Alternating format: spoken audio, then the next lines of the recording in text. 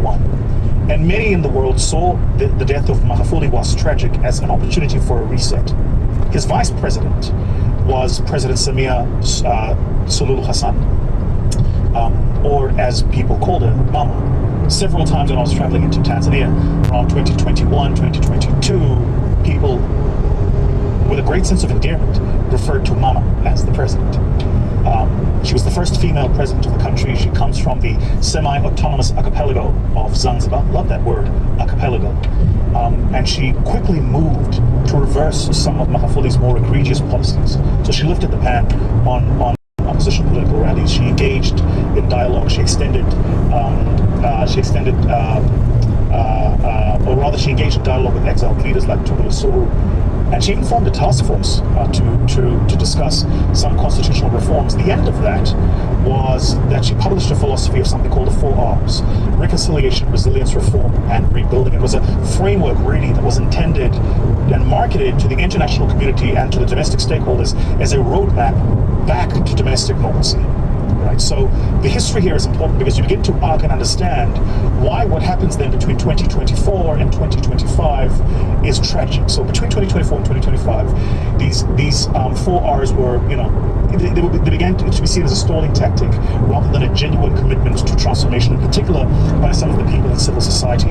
And as 2025 approached, the deep state, some would say, this is the nexus, for those of you who don't understand, between the intelligence, the military, and the party hardliners, began to reassert themselves. I vividly remember being in Kenya, I think it was end of 2024, beginning of the year 2025, and there were newspaper articles going around of these Kenyan journalists who were either en route to Tanzania and were sent back to Kenya, or already in Tanzania and were sent back to Kenya on account of the fact that the government of the day was saying that they were involved in fueling up tensions leading up to the election, which the government said were not appreciated.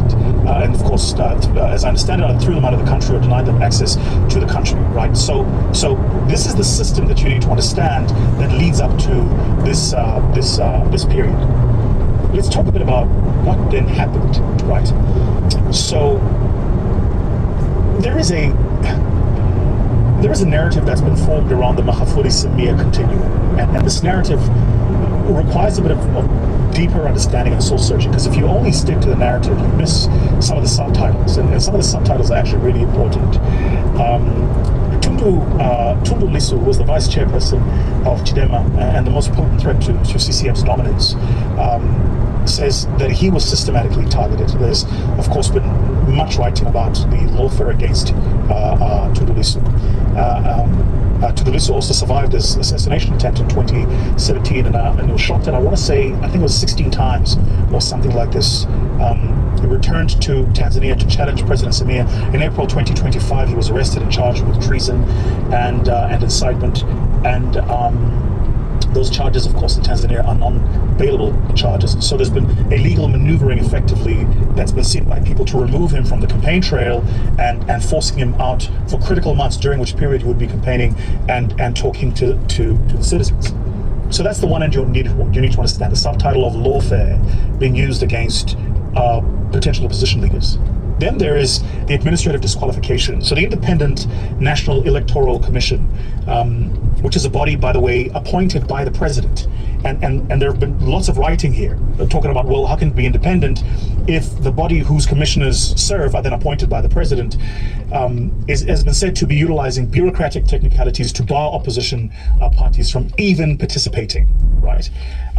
So Chadema was disqualified from the presidential race for failing apparently to sign the code of conduct document by a specific deadline. And you would think for a country like Tanzania, given how material these elections are, that kind of oversight, even if true, should have at least created an opportunity for reconciliatory conversations and allowing for that to take place. But that was not the case. So there have been people who've been saying that candidates like the ACT Wazalendo candidate, I think it's Mbina, Luhagambina, that even he was sidelined using similar procedural grounds. None of this is good. None of it is good.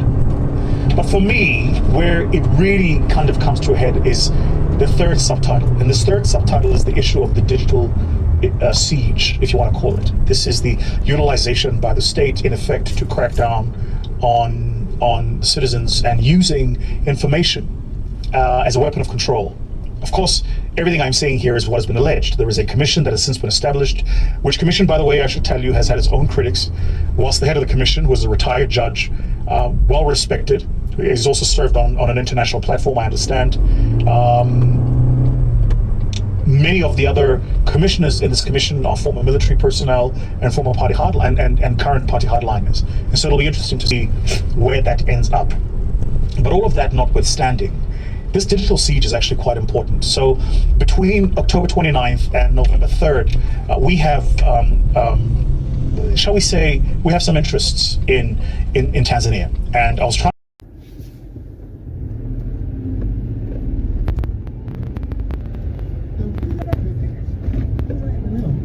I would want to add, look, it's 1, 2, 3, 4, 5 guys downstairs in D. But I want to ask the guys here and the people who watching, if you're trying to look for a non-frustrated, egotistical woman, where do you begin to look? Non-frustrated, egotistical. You want to have ego, or? I'm saying, like, if you want a woman that's not a frustrated, egotistical woman, okay, where would you begin looking? Third world country. And you know this, man. You gotta go where they put cayenne pepper on everything, cause you know what I mean. Just to make the water clean. You gotta go somewhere with sandals are more prevalent than regular shoes. The president has been assassinated. 9 out of the last 10 presidents have been murdered. Some sort of you a gotta go farming somewhere event. with a bitch carrying a baby and a basket at the same time. Some sort of a farming event. Yeah, where you go somewhere where women actually need men. Women don't need men in America. Nope. The system is set up to where they can be providers. Well, I mean, like what you're saying, Craig, is right, because like I was at something with Bill Bellamy. Bill Bellamy did something Sunday night, and it's always a nice crowd. And I saw the great brother Sugar Shane Mosley, yeah, and all of that stuff they talked about with his divorce. Oh yeah, you know it's not fair. You ever hoop with him? I met his ex-wife and I hooped with him. You hoop with him? You seem like you're a cool motherfucker. Down to earth dude. And I watched the Super Bowl at his crib after they got divorced. No. Yeah, so I met his wife separately, but I used to hoop with him. He played, Sugar Shane Mosley hoops like a nigga that don't have a place to live. He just be going at. He be diving on the floor, foul. He plays hard. You know what I mean? I really got newfound respect for him after I hoop with him, because he played like it's for bread and water. You know what I mean? But the point I'm trying to make is, Sugar Shane Mosley and the brother who was married to Tiana Taylor. Mm-hmm. Amon Shumpert. What is it? Oh, they divorced? Yeah. They really took it up the ass in court. Now we can do this the easy way, or we can do it the hard way. Huh? He did, he's saying. You know, his wife was managing his money too. Sugar Shane Mosley, she was his manager. So what's up? Hey, he took it up the ass in court. Both of those brothers, to the point where I'm saying to you, now listen, I'm going through a divorce. And I'm here to tell you it's the worst shit in the world as far as it go with your business being public record. Somebody saying this about you, saying that about you. Somebody, they want you down so bad they lie on you. I'm hurt from what I went through. Yeah. But I can honestly say, I don't think I would ever go through that again. Man. I can't understand men in America who've been married twice or more. I just can't understand it. Yeah. How, if you see how it go, why would you do it again? See, when you get to court, you find out you're powerless. When you get married in the United States of America, you're in a 3-way contract. It's you, your wife, and the government. You're mine now. You belong to me. I'm going deeper into this. I got a comedy skit. I'm talking about this stuff. But when you get married in America, it's a 3-way contract. This ain't no shit where, oh, I worked hard and I got this. No. If you get married, you have entered a 3-way contract between you, your wife, and the government, gentlemen. They don't teach you this in school. They want you to find out the hard way. The government has more power than you and your wife in this contract. Mm-hmm. They determine what happened with your kids. They determine what happened with your money. And they basically the big dick of the house. That's the government.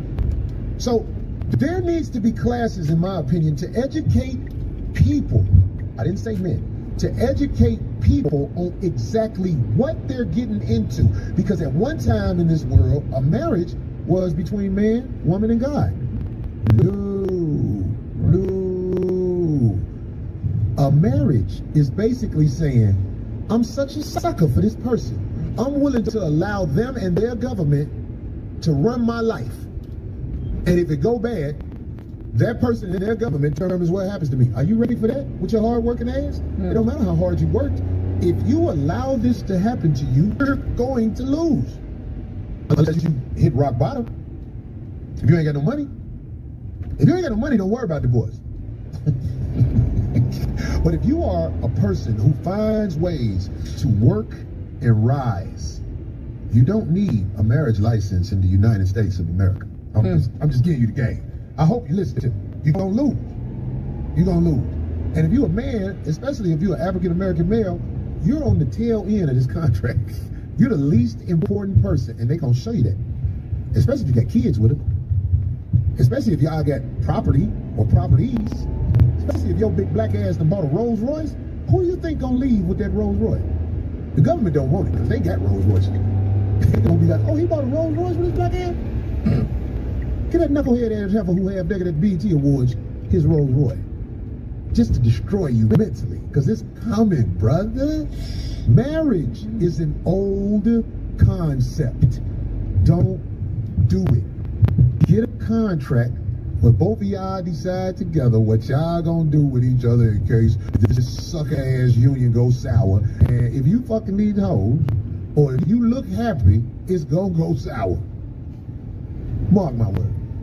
Craig ain't never been married. Darlene ain't never been married. No. My man Mac walking down the stairs. Mac, what's the plan? And I'm paying attention. I'm sorry, guys. I don't mean No, you good. rude. I'm You trying say- to. Hey, you said marriage? Wow. Take my Okay. brother out there. We don't want to only expose my brother. You know what I'm saying? No, there's a lot. Come on, this is like a, how do you say it? I ain't never heard nothing bad about that brother. No, he good folks. That's what I'm saying. Yeah, he good folks. He even said at least the stuff go to his kids. Right. When I feel like the judge basically gave her his shit. Does he? And I'm saying like it ain't gonna go to the kids because Are all when the the money kids- get low, everything is sold for the low. Are all those kids theirs together? I don't know. I Most don't of them know. is grown too. One of them is a fighter. He about to So fight they're probably for from the somebody else. Well, I wish him well. fighter. Yeah. No, he went through some cold shit. He you know the cool thing about Sugar Shane, he always smiling. You don't never seem like he having a problem. You know? Right. Always smiling and talking positive. Good energy. Yeah, he a good dude. Every time I see the brother, I see good energy. I done seen him, he didn't see me, but I'm just saying. I be like, okay, that brother, he cool right there. But I'm saying him, Iman Shumford, and men all over the nation. There is a way to take the assets from you. It's called marriage. All because you didn't want her pussy getting beat up in the game. Because that's why most men get married. They don't want that particular pussy to be out there in the streets doing what it's gonna do eventually. Yeah, that's wild, man. And just like with a non-marriage relationship, you can make contracts nowadays. I mean, and if the person's like, oh, I'm not going to deal with that contract, well then what are you afraid of? If you really love the person you're attracted to, Malcolm Brooks say you smile to keep from crying. who? You do? I smile to keep from crying sometimes. Sometimes? I'm not the type of person who's down a lot. Whenever some shit happened to me, I am glad that I'm still around kicking. And then on top of that, my hustle is, I don't care if I'm not making a lot of money or if I am making a lot of money. I'm level with it. And people All I need is a fast car to peel out in front of a bitch. People got to be, listen, man, woman, they got to be careful. Once you start really bringing in some pretty decent numbers in the bread department, you got to be safe. That's You all. really shouldn't be marrying somebody that has less than you.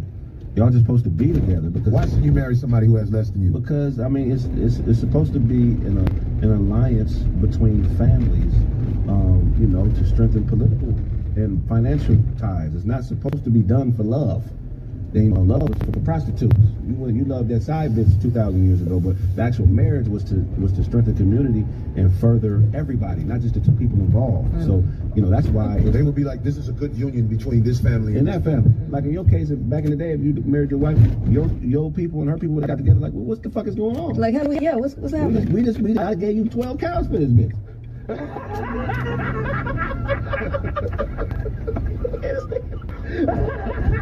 Well, give me my motherfucking livestock. It wouldn't just be simple. It had to be death, and then we ain't The born. father would have to pay for the wedding, right? Well, there's Yeah, two yeah. different Father of the types. bride? There's two different types. Is it the father of the bride? The father of the bride.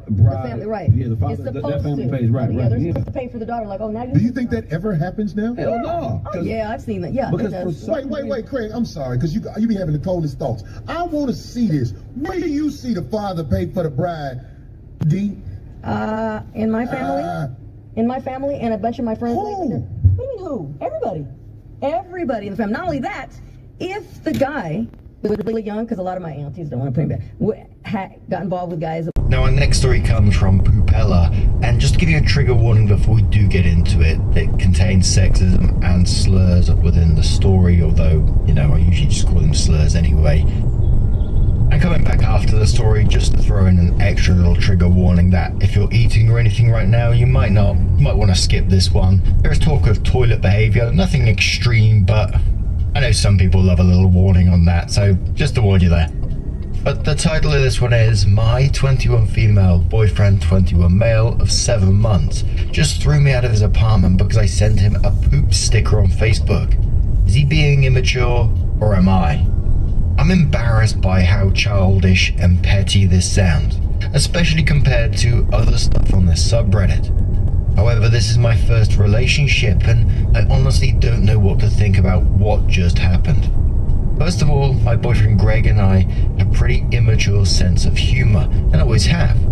We like to tease each other a lot and commonly partake in body humour. Like we joke about if one of us farted, or after a night out at dinner, we drive home and pretend to be in labour and call dibs on the bathroom to deliver our food babies, aka poop. It sounds so childish typing it out, but we have a lot of fun and are very comfortable with each other. Also, we never had a fight before communicating openly about things, but have never had a real problem to communicate about. Tonight I was at his place to marathon Netflix. Greg got up to go to the bathroom and I asked him if I should pause it, aka would he be taking a long time. He answered no, so I figured he was just going to pee. However, 15 minutes later, he still wasn't back from the bathroom. No problem, I got up to make myself a snack. On the way to the kitchen, I walked past the bathroom and heard the sounds of an app that Greg and I commonly play on our phones. I thought this was pretty funny. On Facebook, there are sticker sets to use in the chat feature, which are basically like unique emojis. One of the sets feature an anime-looking poop character and his toilet paper friend. No idea why someone made this, but I think it's quite funny and kind of cute. One of the stickers is the poop character sitting on the toilet, looking intently at his phone. So I playfully sent this to Greg. Me, poop sticker of playing on phone. Hope he then said, "You right now," and he just replied, "Wow." I laughed to myself and put my phone away, made my snack, went back to the living room. Greg came out and we continued to watch Netflix. However, I noticed he was being physically distant, not putting his arm around me, not sitting close to me on the couch. However, I gave him his space. He was quiet for about 20 minutes, then he said, "Do you have a friend you could get to take you home?" I literally did not know what he was talking about. I said, "What?" And he repeated what he'd said. I asked him what was wrong, but he wouldn't answer for a while. I asked him if he was upset with me, and he just said, "I just can't believe you did that. That was just really upsetting." I said, "What are you talking about? You mean the sticker?" He said, "Obviously." I was stunned. I had no idea why he was so offended or what exactly I had done wrong, but I immediately apologized. I said, "I'm so sorry that I offended you. I had no idea. That was not my intent at all. I was just joking. Could you tell me what about that upset you so I don't do it again in the future?" Greg flipped out and said I was the arsler if I couldn't see what I did wrong. He said there was something wrong with me and that I had the mentality of a fucking child. I was really hurt by this and asked if he seriously wanted me to leave. He said yes, and I asked if he was going to drive me home. I'd ridden with him and didn't have my car. He said no, because why would he after what I just did? I was so pissed off that I stormed out of the house. Keep in mind this was 11 PM in a crappy part of town. None of the buses were running and I felt too ashamed to call my friends, so I walked all the way home. Nothing happened, but I'm just so mad he would force me to walk home by himself in a shady area just because of this. And he showed no concern for me whatsoever. So now I'm sitting here, fuming. I'm actually considering ending things over this huge overreaction because he refuses to talk to me and explain what's going on. He keeps saying, "You should know." Then he said, "Whatever, I'm going to bed," and cut me off. Reddit, what is going on? Can you shed light on this? Is this even worth trying to salvage? I find his rage at this and refusal to communicate very immature, to the point where I almost don't want to be in a relationship with him anymore. Like, if he has sent me out in the cold for this, is he going to leave me on the side of the road next time we disagree on something? I'm so confused. He has never reacted like this or gotten mad at anything before. I just don't think I did anything really bad. However, this is my first relationship, so if I'm in the wrong, let me know. Thanks. Now I'm wondering, what is the real reason behind this? It can't be just because the poop sticker, because this is their humor that they've established over a period of time by the sounds of it. So it doesn't sound like it'd quite be that. So it's got to be another reason. My first one has come into the usual reason is he just trying to break up and doesn't have like the spine to do it himself. So he's using any old excuse because he's not giving you like a reason. He's just saying you should know, basically. Like, how the fuck you meant to know? But a commenter says to OP, "That's ridiculous. He made you walk home at 11 PM because of a poop sticker when you make poop jokes all the time. I mean, even if you didn't make poop jokes all the time, there's no reason to make anybody walk home in a sketchy area at night over. Not to mention calling you a BR slur. That's quite literally never okay. This is a serious red flag. I'd dump him harder than an actual shit." Oh, dearie me. I'm such a child. Commenter says, "Yeah, the arsler language was shocking and horrifying. We joke around, but I never call him a name, let alone an arsler or anything with fucking in front of it. It seemed totally irrational. I think I'm gonna break up with him, but I'm wondering if it's worth it to try and get an explanation for his behavior first, or just never talk to him again." Commenter says, "Do you think there were maybe some other issues and he immediately just pinned it on the first thing he could blame it on? The poop sticker. Sounds like an arsehole for making you walk home so late. Bye, Felicia, his ass." OP says, "I've been wondering this myself, if this is really because of some other underlying issue, but for the life of me I 100% can't think of anything that would be bothering him. He acted totally normal, and we've had a great last couple of weeks. Lots of fun dates, went partying with friends, etc. This is totally out of the blue for me, and I just want to know if he's really upset about something else. But he just won't talk to me." Another commenter asks, "Why has nobody suggested that maybe their mutual poop humor isn't actually mutual, and he'd been trying to make that clear for a while? He said directly that she was immature. Who knows if it's true? That's immediately the explanation that came to my mind." And another commenter which says, "Late to the post, but there is clearly something else going on here.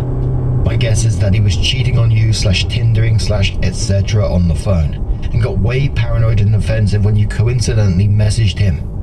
It's some kind of spontaneous persecution complex stemming from guilt." So OP does come in with an update. It says, "Thank you everybody for the advice and support. Just to clarify from the last post, I literally only sent Greg the poop sticker and the 'you right now' message, so I'm sure I didn't accidentally write or send anything else. And I sent that through a private chat with only me and him.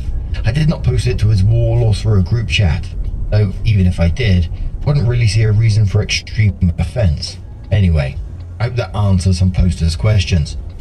After taking today to think about it and talking it over with my best friend, I decided to follow my instinct and the advice of everybody here and break up with Greg. He didn't contact me at all since he abruptly cut me off last night, and after he posted a picture of having a grand old brunch with his buddies on Facebook, I decided enough was enough. He didn't seem to have any remorse, and it really stung to see how few shits he gave about me. Pun intended. yobana isitaduka sestadium iyaba yindawo ephakathi naphakathi eyawuzincedisa into yobana bonke abantu basebuffalo city nabazawusuka kwezinye bawukwazi uyawufikelela khona. Okay, iyavakala. Uthini ke umongo enizawube nigxile kuwo? Umongo esizawugxila kuwo njengoko senditshilo ndathi urhulumente uye wajonga wabona into yobana kufuneka abale into yobana ukusukela oko yaqala i-HIV ngaloo nyaka yaqala ngayo sele ehambe umgama ongakanani.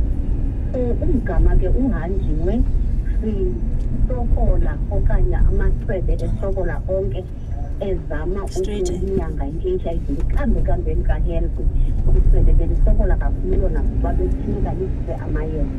Iinzame ke zenziwe kwade kwaba kuyafumaneka into yobana amachiza akhona njengoko sisaziba ngokusithetha ngento yobana abantu abapositive batya ii-ARVs ke ndayazi uba ngayo igciwane le-HIV. Therefore ke ngoku eyona nto sithethiwayo phambi kokuba nje uqhubekeke ndiyacela uqonde uba ndikuphazamise, ndifuna siye evenkileni and then ubuye ke ngoku uqhubekeke. Utyabiswe yintoni namhlanje? Amahlaba neenaliti, ndisholo, iinyawo ngathi ziyatsha, ubungazisukile, zokukhala, siphathela i-diabetes. I-diabetes inamandla okuziphileka imali zalo nyaka olufanele ngaphandle kokuba kubekezwa kwihlala. Sibhalele inyako namhlanje nangondlela ifamasi emfuthe kuwe. I-diabetes umntu wendalo oluzisa amaqondo esukile egazini. Ngale bakho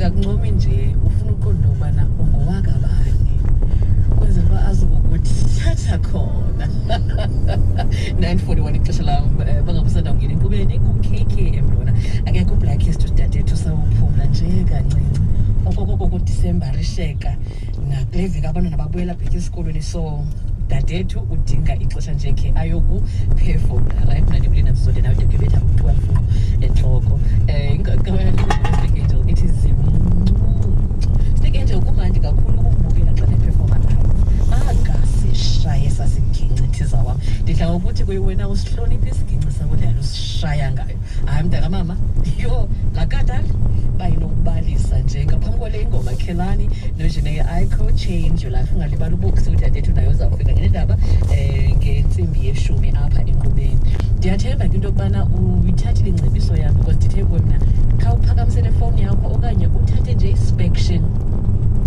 uthi nje khatha oophaqa bakho apha endlini uwokhe uyotsho evenkileni uyothenga elaa tikiti le-powerball because eyanamhlanje iqikelelwe ku-156 million yinto endiyifuna namhlanje ngolwesibini njena uyakwenza and andingethanda into yokubana mawushiye kungafumani because nam ndineenjongo zento yokubana uzawuthi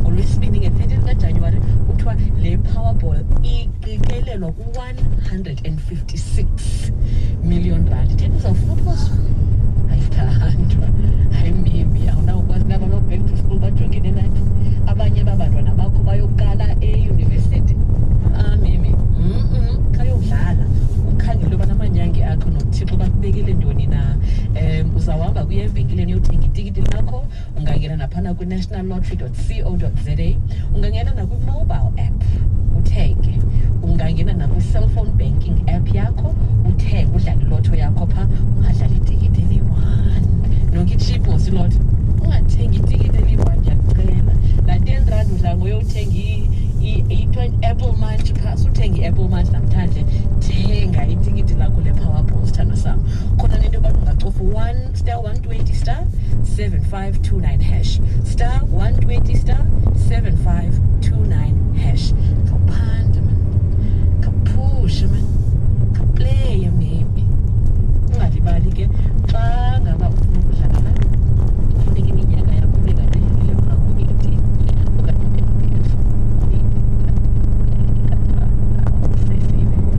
bendibhatana nabo bako ntontoni anonymous abadikadlala manje kunge-10 rand manje khangele bangakwenzeka ntoni 156 million hayi mna nokunondikala seqaleni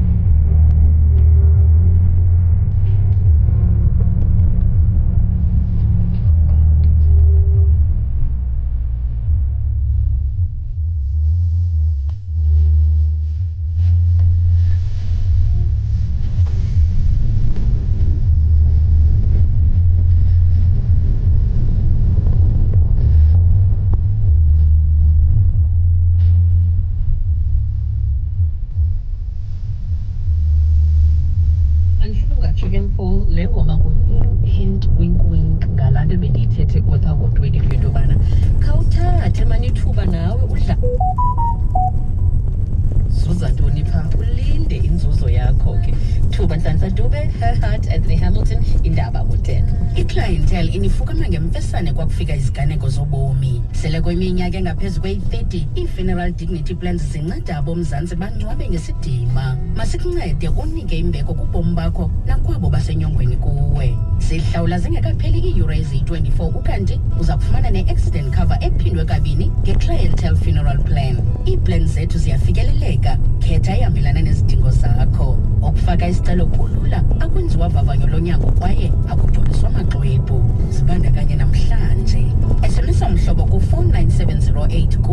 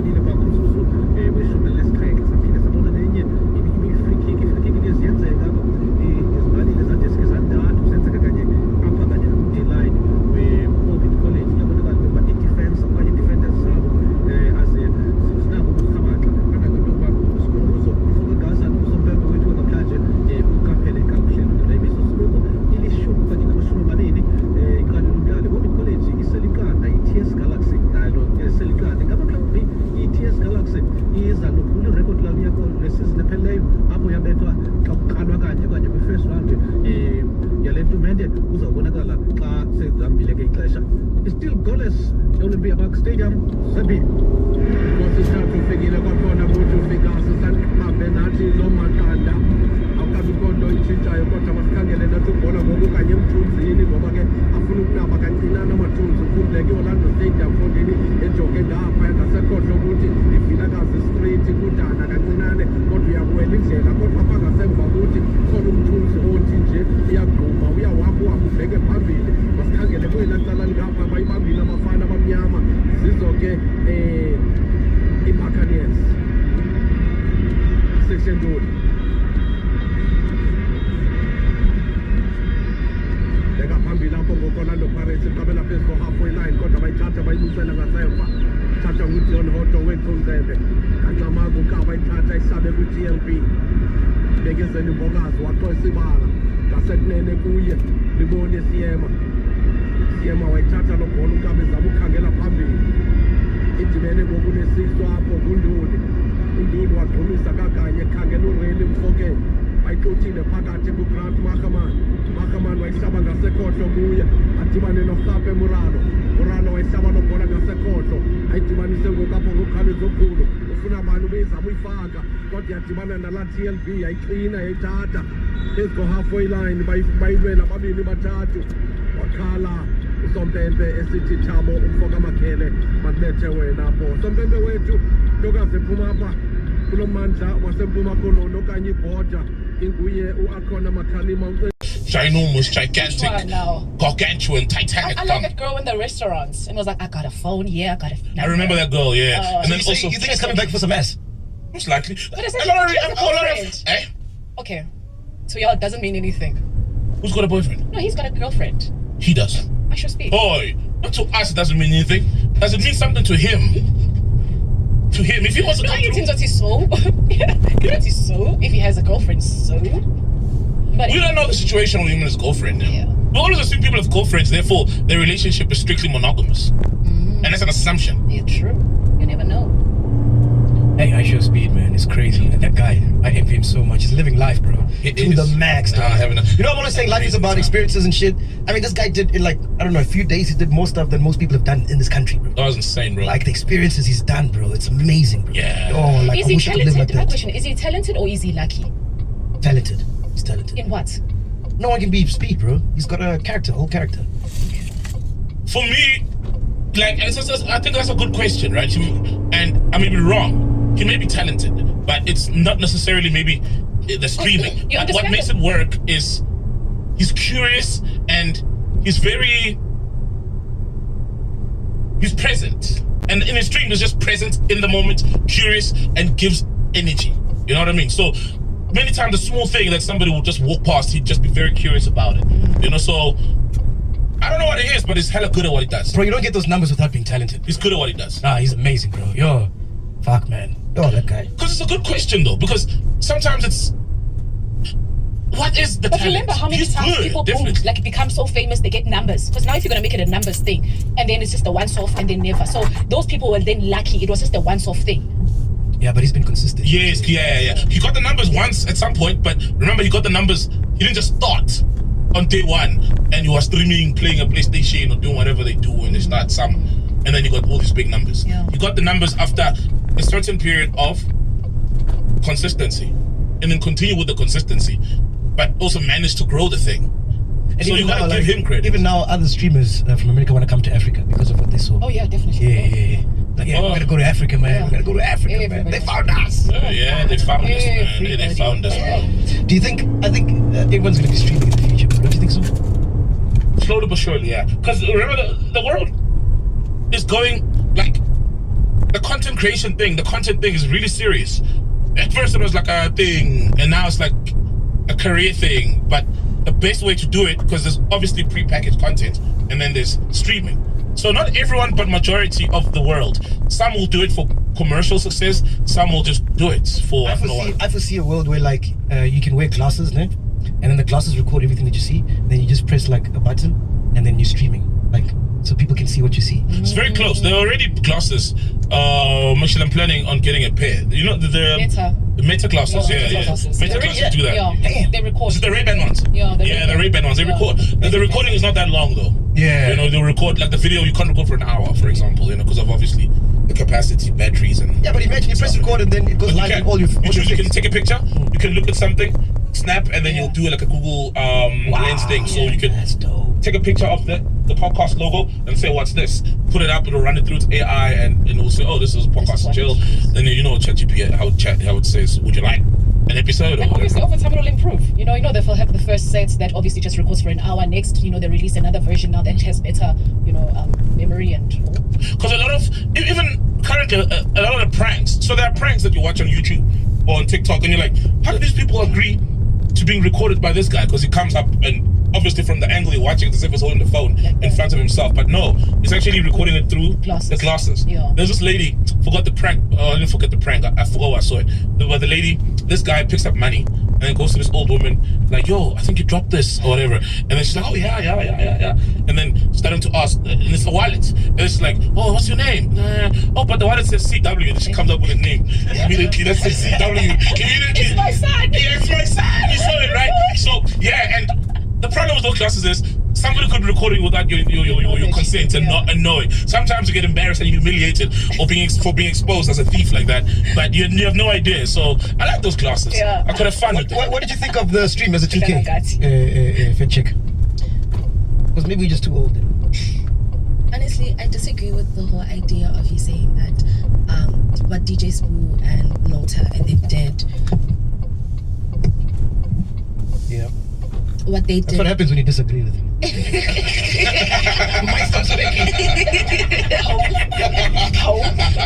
might get out. I'm going to make out the car. You know when the kid brought the board, balls in the ball with him team. When you disagree with him and then he takes his ball away. Yeah. Yeah, I disagree with you about the whole thing of it being cringe. I mean, it's understandable. The way that they were reacting was understandable, and it was granted, honestly speaking. I mean, this boy is big, right? He might not be big to Ama 1K, but he is big. He's huge. He's huge. 47 million people are watching you, bruh. He understands. So that can already paint the picture of how big he is. And I really loved it. I loved the fact that he got to see what South Africa is beyond. In real time. Yeah, in real time. Beautiful, and yeah. also show people what it is. I like the fact that he was able to do all these different activities and also show us locals exactly what we can do, because we always think that fun is found outside, traveling and stuff. So yeah, I just enjoyed the stream. I loved it. Yes, sir. As a local, what did you learn that you can do in this beautiful country? Honestly, I've never been interested in spinning. You've always known I've known them, but I didn't think it was such a big culture until Pop-Up started highlighting the fact that the car was flown from Cape Town, how Red Bull is also a part of it. He started highlighting all the people that were behind the whole spinning thing, and then my head was like, actually, I've never seen a spinning event or anything like that. Really? I've only seen it on the streets, when there's those certain people there's facilities corner who do spinning, and that's it. So yeah, it got me thinking that maybe I should try that. What did you think of the stream? Were you there? Shots, weren't you there? You were. Yeah, I saw Shots. Oh yeah, you were shooting the pop stars. The pop play. Yeah, Shots, you tell us though. Oh, yo, what did you think? Was it not great seeing that, bro? Speed, dog. I was there. I was driving back from Limpopo actually on the first, and then DJ and Pop-Up's manager called me, and he's like, "Yo, what are you doing tomorrow?" I'm like, "Nah, I just got back to Joburg." And then he was like, "No, let's go meet Speed. Pops is going to take Speed in his negotiation. You mind just coming with your camera and then we just vlog the whole thing?" I was like, "Yeah, sure, no problem." And what did you think about how the YouTubers were acting and stuff? I'll give you my thoughts now, my refined thoughts on that. Actually, I'm 50-50 about it. Yeah. Yeah, I'm 50-50 about it. Yeah, maybe most of them, they wanted like a viral moment, but I don't know, man. I don't know. I genuinely... How were the bodyguards, bro? Those guys look ruthless, though. Nah, there's actually more bodyguards than what's on camera. Than we saw. Yeah, there's like 50 niggas there, bodyguards. Damn. Yeah, there's a lot of bodyguards. His team is big, no? It's very big. Actually, it's very big, yeah. How was he? Did you say hi to him? Did you shake his hand? Nah, not even, eh? Not even. Yeah. A lot of people say he's rude and stuff, but nah, he's not. I don't know, Ghosty. I just Not thought rude. because, like, you know, he's live every day, and being live is not easy, you know. Yeah. It's like you're almost like in cruise control, and like you're just floating, you know. Yeah. So I think even most of the stuff and most of the people, he wouldn't even remember them if he saw them tomorrow. Of course, yeah. So he's just like cruising And all he cares about, honestly, with his life is the chat. Anything around him. If it doesn't make sense for the chat, he's not interested. Yeah, and any moment that can, like, anything that's out of the ordinary. That's what I noticed about him. Like, yes, he's curating in real time. Like he's producing the show. That's it. So my chat is all the locals in the chat. I'm in the chat, dog. My chat is. That's the message coming in. That's the one. I'm sure there's new sounds now. My chat is. All the content creators should have thought about this and should have been more creative, right? I get what they were trying to do, but in what they were trying to do, in hindsight, it looks very cringe. But my thing is, bro, you're talking to the world's biggest streamer, if not one of the top 5 world's biggest streamers. He just came back from fucking Asia. He came back from Europe. Guys who are technologically way advanced than us. How many content creators are there in Asia? How many content creators are there in fucking Europe? Don't you think it's like Mac? Ask Mac now. If when he sits at the airport, can he tell the guy who's about to ask for a picture? You can tell from a mile away that this fucker wants a picture.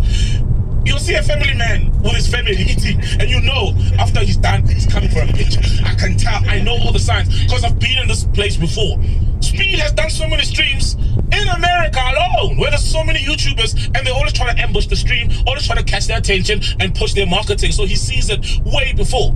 So I commend the streamers for trying to get an opportunity, but you could be way more smarter. You can't just come up to the guy and be like, yo, stream, yo, Speed, I got a YouTube page. Let's play 20 versus 1. Come on, bro. They did that to him in Japan 1,000 times more than here, in China, in Mongolia, wherever he travels. So just be more creative.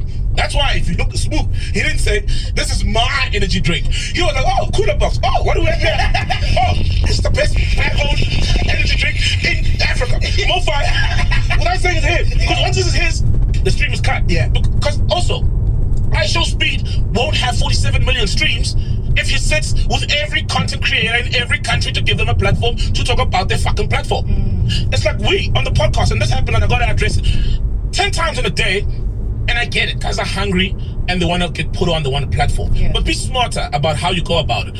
You know, 10 times in a day, yo, so I'm an upcoming artist, or I've got one hit, can I be on the podcast? Yeah. And then I'm like, have you watched the podcast? I'm like, yeah. Have you seen us interview an upcoming artist that you've never heard of? No. But if we did, are you going to watch the whole podcast? Truth is no. You'll stop watching in 5 minutes time. So I Show Speed knows that. And if he sits with an upcoming content creator to put him on, I bet you probably would love to. But the 47 million people out there don't want to watch that. They want to watch him having a natural, uninterrupted by another creator trying to push his creations on his stream. That's what they want to see. So he's going to ensure that's what he gives the people, because that's what his priority is. And guess what? If the one day he sits with an upcoming streamer and the streams jump from 47 million to 90 million, guess what? He'll do that every day. And we will have every day an upcoming artist you've never heard about, because you guys love watching them so much. Because it works. Yeah. So my thing is 50-50. The guy should have been more creative. Then trying to, you know, ambush and capitalize on a moment. I get it. But don't do it in a, you know, in a way he'll see coming. That's what I'm saying. Smooth was the most successful. He didn't say it's mine. And he said it's mine, was going to walk away. But he was like, you know? So, yeah, man. That's why I get it. I get what they were trying to do. What you got for us, man? What else happened while we were away? So, do you remember Felix Klope? Yeah, boy. Felix, yeah. You watched got on the show, remember? Yeah, you had an interview with him. Yes. He's the nigga you argued with on Gagas. Yeah. That was a real problem. This government is despicable. I believe Tom Friedman's column in the New York Times just yesterday sums it up beautifully how I feel. I think as a member of Congress, it is my obligation. I was elected to participate. Doesn't mean I agree with people. In fact, I've seen a lot of stuff on the House floor, many you can imagine, with which I not just disagree, I find appalling, including listening to people speak on the House floor. So I'm thinking, I'm deeply opposed to his leadership. I also believe it's a responsibility to show up and listen.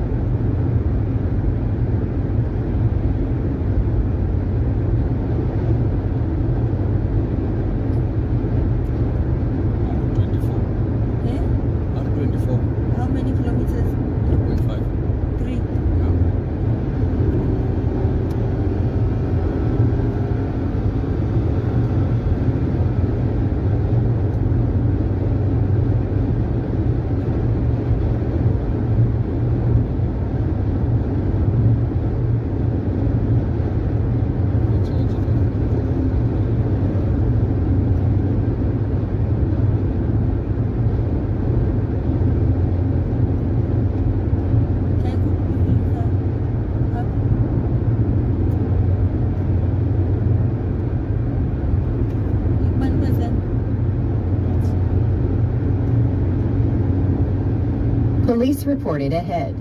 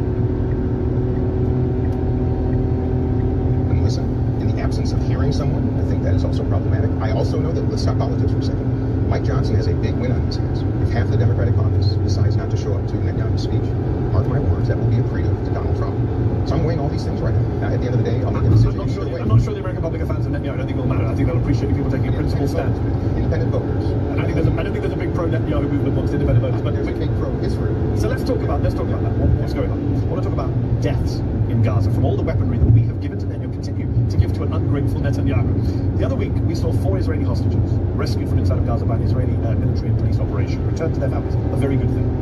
President Biden, Secretary of State Blinken, National Security Advisor Jake Sullivan, all reacted with praise, with celebration. None of them, in their initial responses, had a single word to say about the over 200 Palestinians reportedly killed, over 700 injured in that rescue operation, many of them innocent women and children. A lot of people have been asking this for the last 8-9 months. I'm sure you hear in your constituency. Do Palestinian lives just not matter to the modern Democratic Party?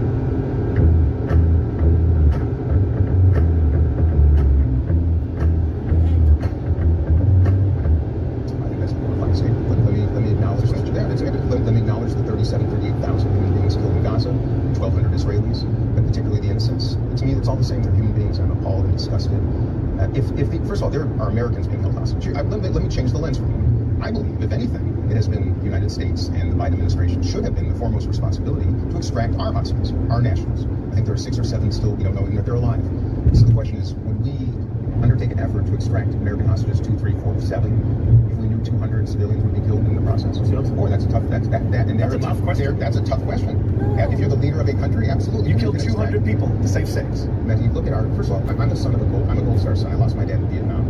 One of the most despicable, I think, wars of the United States I've ever prosecuted. We've killed hundreds of thousands of innocent people. We continue to. Look what we did in Japan to end the war. These are philosophical questions that most Americans would never want to be faced with. But you were a member of Congress, right? You wanted to be president. Yes. So let me ask you a straight up question. Let me answer your question. I believe, as the President of the United States, his or her obligation should always be the safety and security of Americans first. It does not mean dismissing other humanity. But in the case of hostages, when it comes to this, and we've tried this before, we've seen carnage. The fact of the matter is, I think we should extract. And by the way, if that means there are civilian deaths as a result, unfortunately, that's, I think, the cost. Well, the cost implies there's no other choice. We, of course, know that there's another way to get hostages out. Well, hold on. There's another way to get the hostages out. We got over 100 hostages out in a deal in November. You could have got Benjamin Netanyahu blocking another deal. But just I want to be very specific. In your view, is killing 274 Palestinians, including many children, an acceptable price to pay for the freedom of 4 Israelis? Like I said, I don't. You want a clear answer? Yeah. You want to make this black and white? Is it an acceptable price to pay? It's an unacceptable price, but I think it's a price that has to be paid. Wow. Okay, so how many Palestinians would it be acceptable to kill in order to get back to Israel? What's the upper limit? When we start talking about human lives, every single one life is too many. And let me just. You just said 274 is a price that has to be paid. I'm saying if it was 1,000, would you pay that? Because in my estimation, if we look at questions like this in a vacuum, of course, we're going to come up with different answers than in the context of the entire challenge. Because if we are increasingly seeing the United States of America in particular as unwilling to sometimes do what's necessary to demonstrate some strength and you just said about the government history of killing thousands of innocent people. And to actually look at his policing record holistically and think this is a clean cop. That's what I thought about General Dumisani Khumalo, which is why I've given him the respect that I've given him on this platform. If he had come across as a shady character, I wouldn't have. There's nothing there. There's somebody being in policing for 30 plus years and nobody can come forward with anything except to say that a mechatronics expert from BMW was hired by a panel that he was sitting on when they were trying to get expertise to deal with those type of things. He's not related to her, he doesn't know her from above, so that's what they were looking for. They didn't have those qualifications in the South African police service. I lean towards him. However, Advocate Johnson, this is now I'm doing the comparative, has shown multiple issues with honesty, multiple issues around performance of her role, and also has not given credible explanations for the very same thing that she has been persecuting General Khumalo for. But her answers, even the fact that she was saying she doesn't discuss work with her husband, I was like, I don't know. Some of the things that she said are extremely incredulous. She said, you know what? She said, pillow talks lead to what? I can't remember the phrase. And Julius Malema said that was reasonable because he doesn't discuss the details of the EFF with his wife. He just discussed the high level, but not the details. But Mr. Malema and his wife are not politicians together. I can believe it to a degree. She's not a politician, Manto, I think her name is. But Mr. Johnson and Miss Johnson are actually in the same profession. They have the same background. It would be like two basketball players saying that they don't talk about the details of basketball at home. They will talk about field goal average. They will talk about rebounds. They will talk about assists. Because it's normal. They will talk about the plus minus. That's what basketball players will talk about because they know what those terms mean. They will talk about those things. You know, in the NBA, in basketball, right, American basketball, not just NBA, there's a power couple, right? On the woman's side, there's this basketball player called Aja Wilson. She is a legend in the WNBA, Women NBA, MVP of the NBA, the Women's NBA. And she has a relationship with Bam Adebayo, a bad man, a bad man, a leading player in the Miami Heat. Now, if you told me, or if they claimed that they don't discuss plus minus, that they don't discuss the over under, they don't discuss field goals, they don't discuss rebounds, they don't discuss any basketball stats or any basketball details or any basketball figures in their relationship, I would be flabbergasted. I would actually call them out for being not only mendacious but audacious. Mendacious audacity is what I would call them out for having. Because I would expect them to talk about LeBron James, Steph Curry, to talk about, what's the name of this, Wembenyama. Wembenyama even got my guy LeBron James out of this Emirates Cup that they're doing now. Wembenyama, what a phenomenon in basketball. If Aja Wilson and Bam Adebayo say they don't talk about Wembenyama, I know Banamanga. I know that for a certain fact. Now, I don't believe her when she says she didn't discuss the details of her workplace with her husband, because I think that there's just no way. There's just no way. I don't believe her. But now, I want to submit a final thought to you for your consideration, eminent dissectors, dissection nation. I want you to think about this. I do think it will be difficult for Advocate Johnson to be nominated for this role, even if there are people who wanted her. I think that her parliamentary performance and her second performance in this interview have made that ship sail. I think the ship has sailed. I think she may face further difficulties in the coming months. She did not submit, for example, certain documents to the ad hoc committee, and Honorable Nomvalo is going to be looking for those documents. He's going to be looking for them. Her reasoning style is something that I think is worth just discussing a little bit before I get to my final thought. It's not based on principles if you think about it. It's based on her.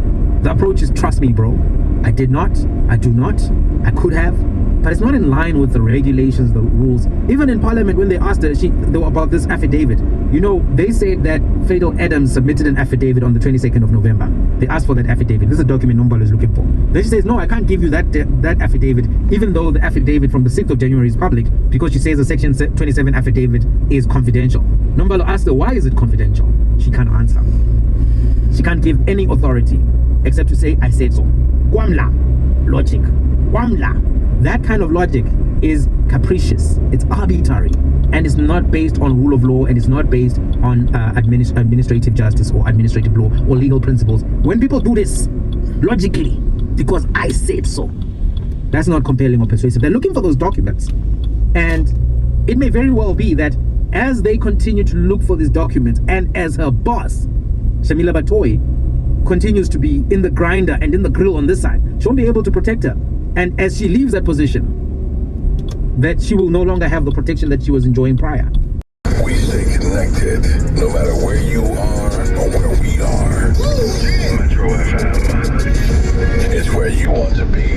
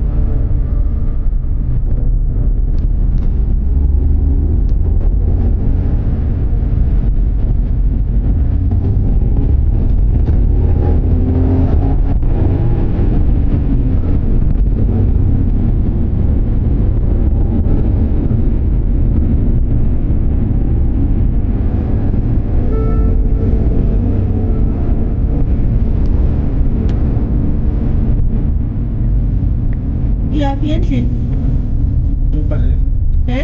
Paper lane.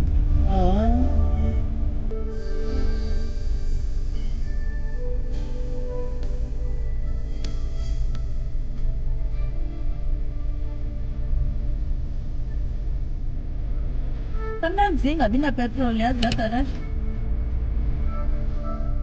Distance. Singakle. Yeah. Singakle. Ufanele.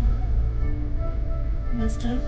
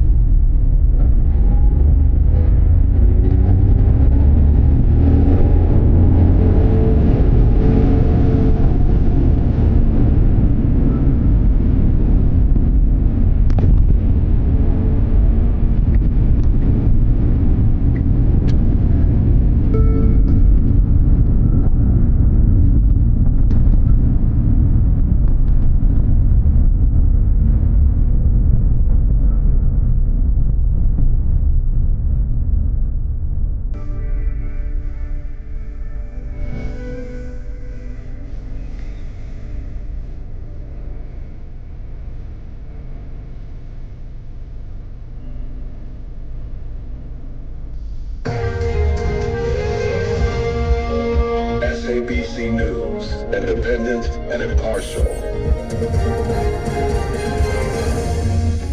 It is 3 o'clock. In the news this afternoon, Tshwane Mayor outlines financial plans and Nahao calls for the permanent appointment of community healthcare workers. Hugo Bros has named his preliminary squad.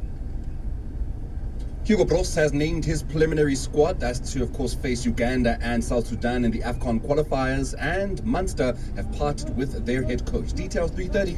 The executive mayor of Tshwane, Dr. Nasipi Moya, says the city has a 4 billion rand deficit. Moya, together with the Gauteng Finance and Economic Development MEC, Lebogang Maile, addressed the media during a joint briefing in Sandton in Johannesburg today. This follows their meeting where they discussed the municipality's financial state and its impact on service delivery. Moya says they have a plan to accelerate their capital expenditure. 24 cases of suspected fraud and corruption at the Home Affairs Department have been referred to the Directorate for Priority Crime Investigations and the Special Investigating Unit. This is a result of investigations by the Multidisciplinary Task Team. The team was appointed after the Lubisi report revealed that more than 45,000 visas and permits were issued fraudulently between 2014 and 2021. One of the members of the task team, Rose Bishop. In terms of the number of... We are the stage where we either die or we rise. We voted for them in Johannesburg. That was in 2020. After 2016. And what happened? No, they voted for us too. And what happened when they were trying to control us?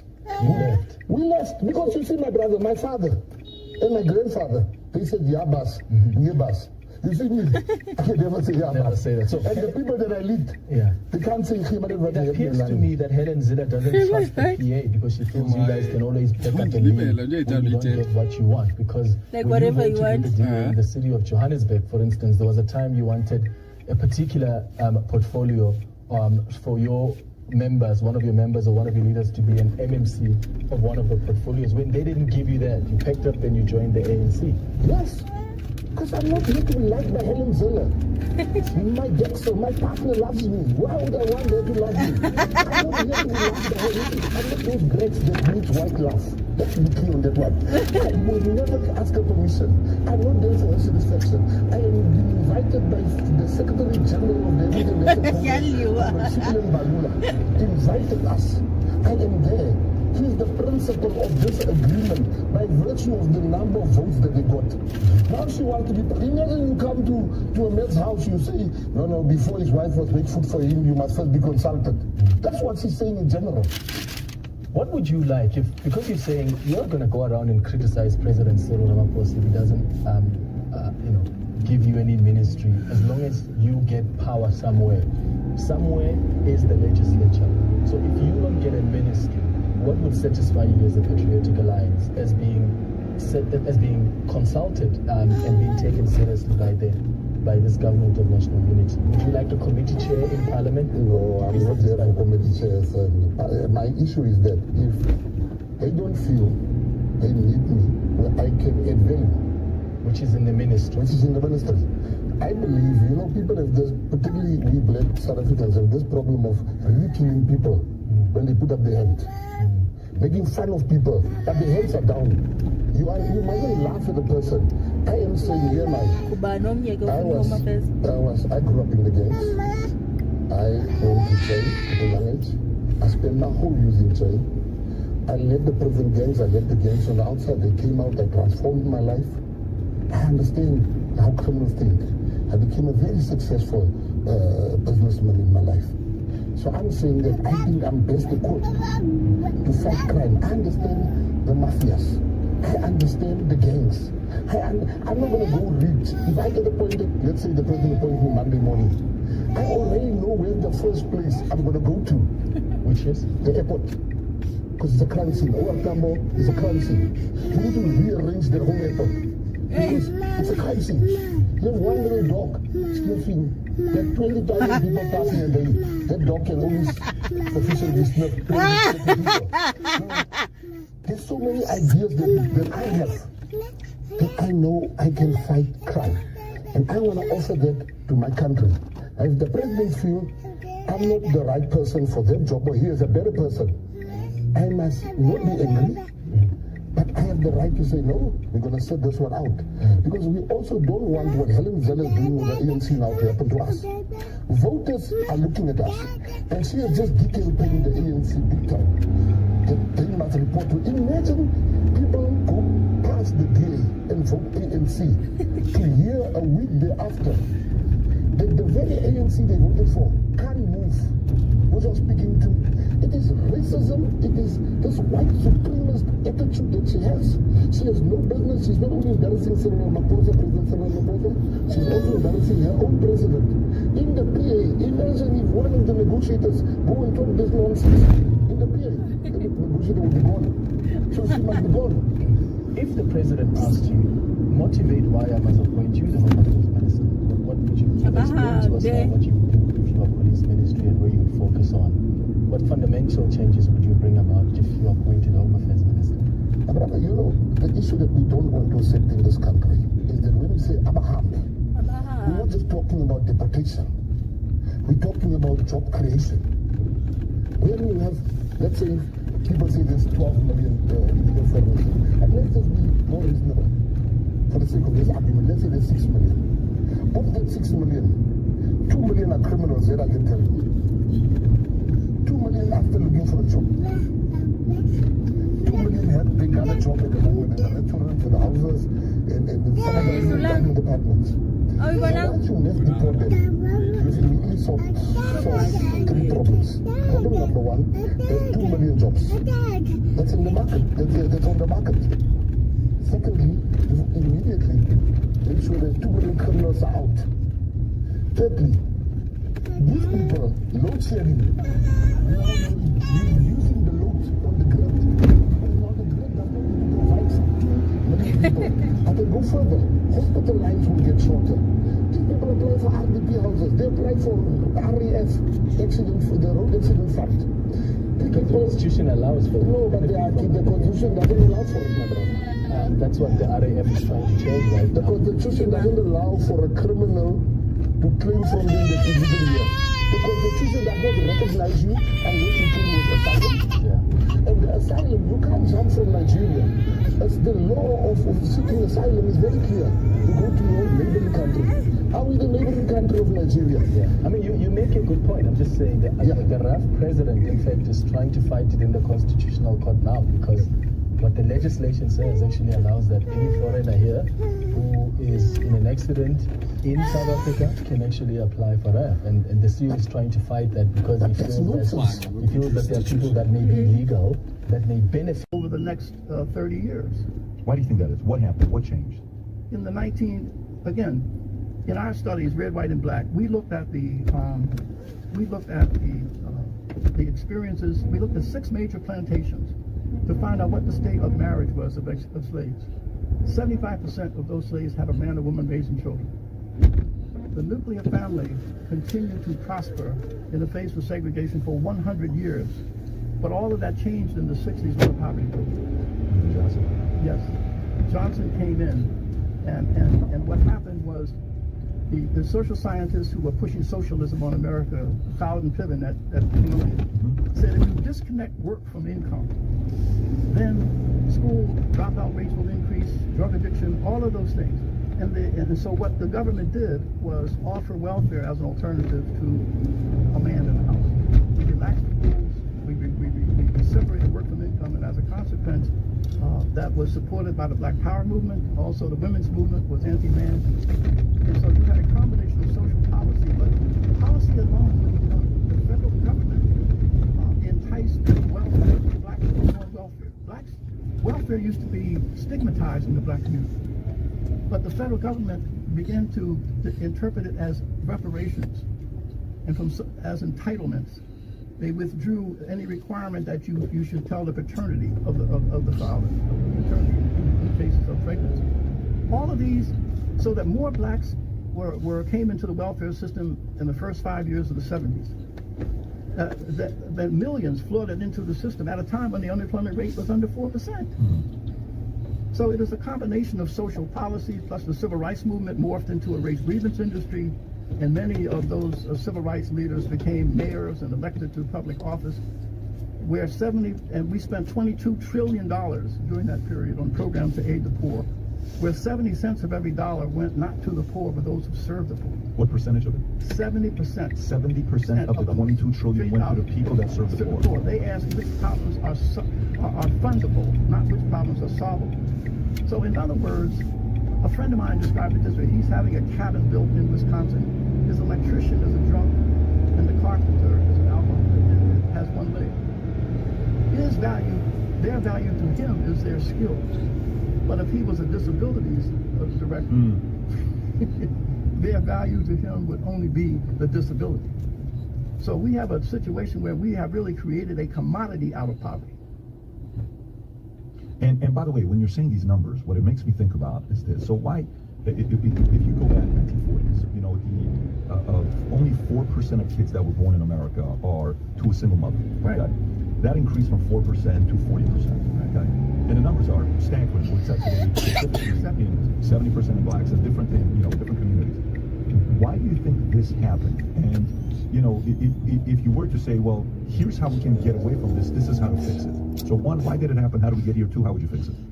Well, first of all, we got here because we had the social policy that incentivized single parents.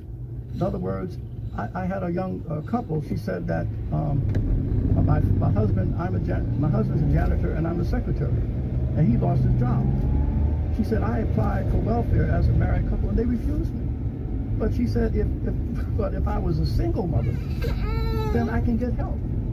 And so you really provide a disincentive for marriage, and you wonder why you get it. You get more of what you reward and less of what you punish. And so over those decades, we have punished single parent households. The more you work, the more in other words, the more you work, the more perverse incentives for you. If I work and get a raise, I'm going to lose child care. So that's why we have a system that disincentivizes work and marriage. And you had certain politicians that would use that, but they would spin it for votes. Oh, we're paying poor women to have kids. You would hear that in political speeches. I'm going to change that. We're paying poor women to have kids, and it made it sound like that the poor women were the problem. Right. That they're just taking advantage of it. When you go back and what you're talking about, I think it's important to look at Lyndon Johnson and remember when they were saying the Great Society, it was Great Society for who? Because the government was our government has been actually pretty bad at getting Americans to move and change. They're pretty good at getting us upset, but they really don't get Americans, if you look at history, to really move and change. Our government has never really led, but our government has been excellent at being a catalyst of where they want us to go and to let us go. And to your point, they create this catalyst. What do they say with explosive? The explosive isn't the problem, it's the catalyst you put in explosive, so always keep those guys separate. government has been the catalyst. And what you're talking about is what they did is they knew what they were doing. And they knew that these things would be a catalyst of changing behavior because they couldn't stand at the pulpit of government and demand that you change, but they could put things out there and sit back and watch. And that's what you're saying. Right, but I also realized that the question is what are solutions? If you say that 70% of those families are raising children that are dropping out of school, it means 30% are not. What we do at the Woodson Center is we go into low-income communities. We go into the homes of the 30% to find out what is going on in those households. These are people who are raising children that are not dropping out of school, they're not in jail, they're not on drugs. They're confronted with the same economic circumstances, but and so the question is, what is it that's going on there? Right, that's successfully exclusive. Yes. So that's why I fault conservatives also, is that they have been preoccupied when it comes to poverty, but only studying failure. Charles Murray and some of the others, all they do is talk about, okay, if people on welfare, let's take away the perverse incentives. I'm for work requirements. I'm for drug testing, but you can't stop there. What we do at the Woodson Center is that we go look for capacity. And so many of the people in the 30%, we need to hold them up and take what works for the 30% and expand it to the 70%, and that's what we do. But it's a moral and spiritual crisis, and it is not an economic and social crisis. But policy, be the left or right of center, takes very little into account of restoration, moral redemption, faith. And many of our kids who have been able to survive under the worst of stigma is because of their faith. But the whole issue of faith is not even a factor in supporting people's restoration. We have gone into some of the most drug-infested, crime-ridden neighborhoods where there were 53 gang murders in the 5 square block area 2 years, 25 years ago, D.C. We supported 5 young men who were ex-offenders who came to Christ and became redeemed. But they have the moral authority and the social trust of their peers. And so they went into these neighborhoods and brought the leadership of these kids who were doing destructive things. And they became agents of demoralization of these kids. And it's just like in the marketplace, only 3% of the people are entrepreneurs. They generate 70% of the jobs, right? Well, a lot of these organizations are social entrepreneurs. It only takes a small number of them. If you can change them and make them an agents of a restoration, they can change the whole community. And we found that to be the case in this community called Benning Terrace. By just going in and reaching 16 kids who were leading predators and changing their values and their attitudes. How do you do that? By witnessing to them. You take some man who has been in jail, who has faced all the challenges of from an abused household, saying, you are not defined by the works of what you were. And I'm a witness that you don't have to stay there because you've been there. Where did the self-help mindset come from? Where did the self-help mindset come from? By looking at what we did in the past. In other words, what I've done by learning, if our people could, in the face of slavery and discrimination, build families and restore their communities, then all we've got to do is go back and take the values that served the interests of our people then and apply them today. In other words, taking old values and apply them to new realities, with the consequence that you can. But a witness is more powerful than an advocate, and experience will always prevail against an argument. I debated this with Hawk Newman. It's on YouTube for 1 hour. I didn't argue with him. I confronted his proposition with my facts and saying, if we were able to learn and close the education gap under segregation, why can't we do it today? And so that's what you have. But we don't realize the power of somebody coming to a young man or young woman who has been engaged in antisocial behavior. Supply them with a mentor that witnesses to them to say, why don't you use your skill and talent to rebuild the community and not tear it down? So if you like this clip and you want to watch another one, click right here. And if you want to watch the entire podcast, click right here. Mental health effects of the current protocols promoted for the care of children and adolescents in the United States who express discomfort with their biological sex. This declaration was authored by the American College of Pediatricians, but really it was developed from the expertise of hundreds of doctors, researchers, and other healthcare workers and leaders who, for years, have been sounding the alarm on the harmful protocols that continue to be promoted by the medical organizations in the United States. Despite recent revelations from the leaked WPATH files and the recent release of the final report from the CAS review, these medical organizations have not changed course. So we are calling on these medical organizations of the United States. The delinquent. He said he's always been a delinquent. he robbed people, he took phones, and when he recorded his first song, it was coming in through the window to rob people. So, yeah. Wait. Like when he got his first song, he was about to rob the guys. There was a house break-in. Oh, right?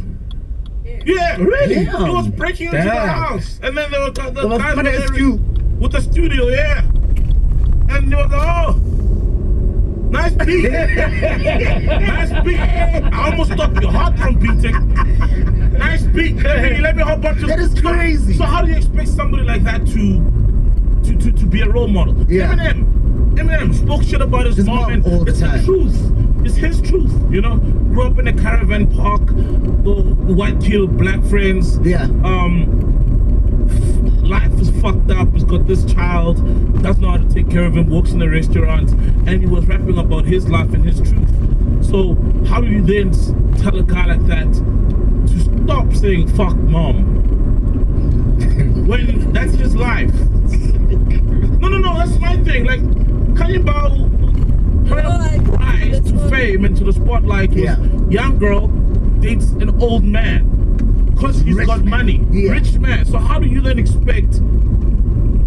Why would you have the expectations of the influence that she comes with for her to have the responsibility of being family friendly when what she has built to that point? I mean, she's done lots of great things since then, acting and right, but to that point, it was built on something that the public frowns upon. Yeah. So how do you expect an Ashebe to say then, okay, sorry guys, I'll be centered or and Mac made a great thing that we expect a lot from him, but he's just living his life, and his fame was almost coincidental. Instantaneous and coincidental. He didn't sit and say, I want to be famous one day and be a role model. He's probably the same guy that he was, maybe even diluted now because there's so much spotlight on him. Yeah, because he was 5-10 years ago. Yeah, because it would be weird, like walking on the red carpet with crystal meth. Yeah. Like, I mean, I'm just saying things.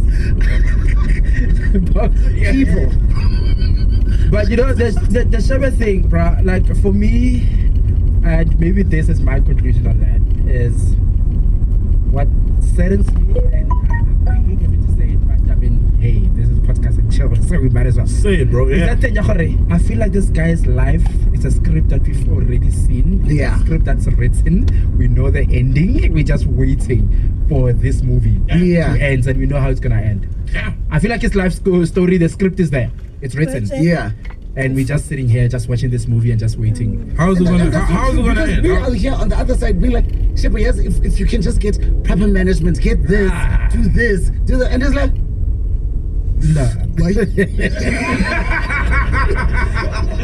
That's true though. No, but umuntu confirm it there. I think what the Zulu guys say is umuntu confirm whatever. But we've seen like this one. You can just see. Because I assumed that after what happened with the daughter, right?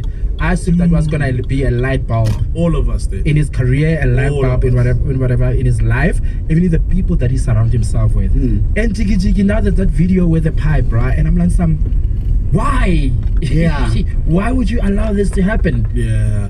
I'm just happy, man, that you got a chance, to be successul, to live. He probably didn't imagine this 10-20 years ago, and if he did, he probably thought it was going to be a Somalanyana hood, a big hood guy, comfortable in the hood with a bottle store or two there, living comfortably. But this is probably beyond his wildest imagination. But also the life he's living, and I'm just happy he got to see that. This is sad that moment didn't become the moment. A catalyst for something, for something, because he could have taken a different trajectory, the Bugalav or everything. But it's not in him. It's not who he is. He's living his. With that again, it's us saying, well, okay, you know what? That moment should have changed his life. But if he feels like there was nothing wrong that he did, I mean, he can only feel like a certain, like a portion of ability about what happened. But was he drinking and driving? Did he say he was drinking and driving? Millennium New Year, Y2K, I was in the Virgin Islands sailing around, and I stopped in this island. Just what's up with it. He had just bought it. Oh, I don't remember what year he bought it, but he didn't build it out yet. So I went to see what he had. So next year, and he wasn't there at the time. So I just went to see what he bought. Oh, so he was in the place. So I was in that. Was Shalane at the place? No. Okay. Just the caretakers were. The caretakers were there. So you were never there when there was a party and with the girls and all this No, stuff? like I said, we didn't hang out together and socialize together. When you heard all the news and the accusations that all these, hey, you know, Bill Clinton was flight log is this, and you see the flight log list with all these famous names that you hear about. I mean, you've seen the names. I don't need to tell you the names. So many powerful people that actually went to the island.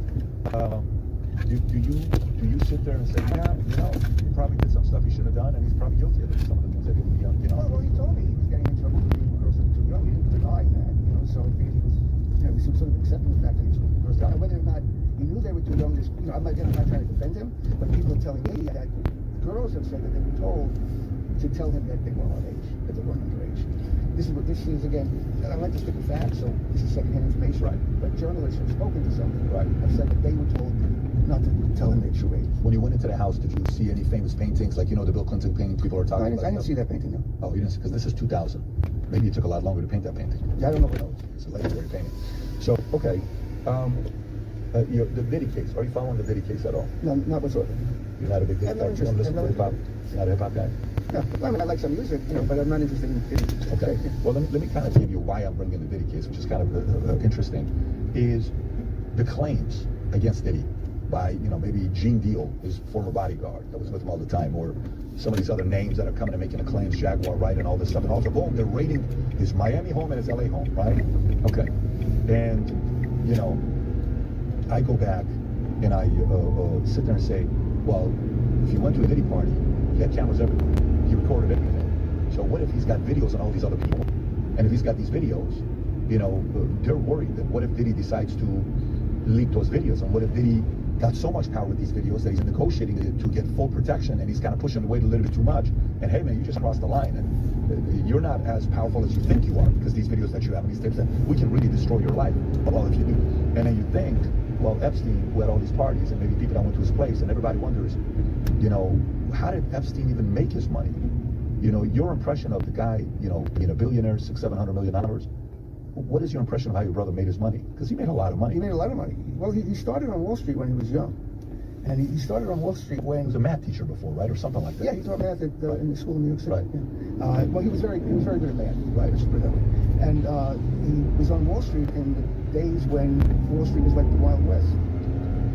And he started corruption going on. I remember we were still living in Brooklyn, and he started on Wall Street. And he came home one day. This got to be in the late 70s when he started. And he said to me, I'll never forget, he said, if the general population knew what was taking place on Wall Street, there'd be a revolution in this country. That's a direct quote from him in the late 70s. In the late 70s? Yeah, when he started on Wall Street. You know, he was like the youngest partner on Wall Street when he became a partner in Bear Stearns. Got it, yeah. And he all the corruption going on. He looks like a skinny Lou Ferrigno here. I don't know if you know, yeah. Does he not? Am I like the only one? Absolutely. Put a Lou Ferrigno next to him, he looks like a Lou Ferrigno twin. That's why I'm laughing, because it's so true. Type in young, yeah. Oh my God, he looks just like Lou Ferrigno. No relation, right? You guys did? No. Yeah. Wow, that was a little too close. Look at that. That is wild. It's very deceptive on your part. Yeah. So, okay, so late 70s, it says if the market knew how much corruption there is. Is it pop? That is wild. It's very deceptive on your part. Yeah. So, okay, so late 70s, it says if the market knew how much corruption there is. If the population knew how much corruption and what was taking place on Wall Street, there'd be a revolution. Did he ever break it down and kind of give you some ideas, or not really? Yeah, he gave me a for instance. What was some of the... Well, one instance I remember, he said in the old days, you know, before they changed things, a broker would buy, say, $1 million worth of stock in the morning, and then maybe sell it at the end of the day. If the stock went up, he would then apportion it to the clients he liked. You know, if the stock went up, he'd say, okay, I bought $200,000 from client A, $200,000, you know, for different people, and they get the gains. And if the stock went down for some reason, he can give the losses or whatever you want to give the losses to. So that's been changed. I understand now, well, a broker's not really monopolies, everybody's doing their own work. But then when they changed it, when the broker bought the stock in the morning, he had to declare then who he was buying it for. So if the stock went up, or the stock went down, those people had the gain or the loss. He couldn't then give the gains to Jim's and the losses to the other. So that was like just one simple example of what used to take place. Anything else he told you or not? Well, yeah, then he actually hooked up with an attorney, and they started going after brokers that were ripping people off. I remember there was one case, I don't know who the client was, but the guy gave a broker $3 million to invest. And after a number of trades, the money was gone.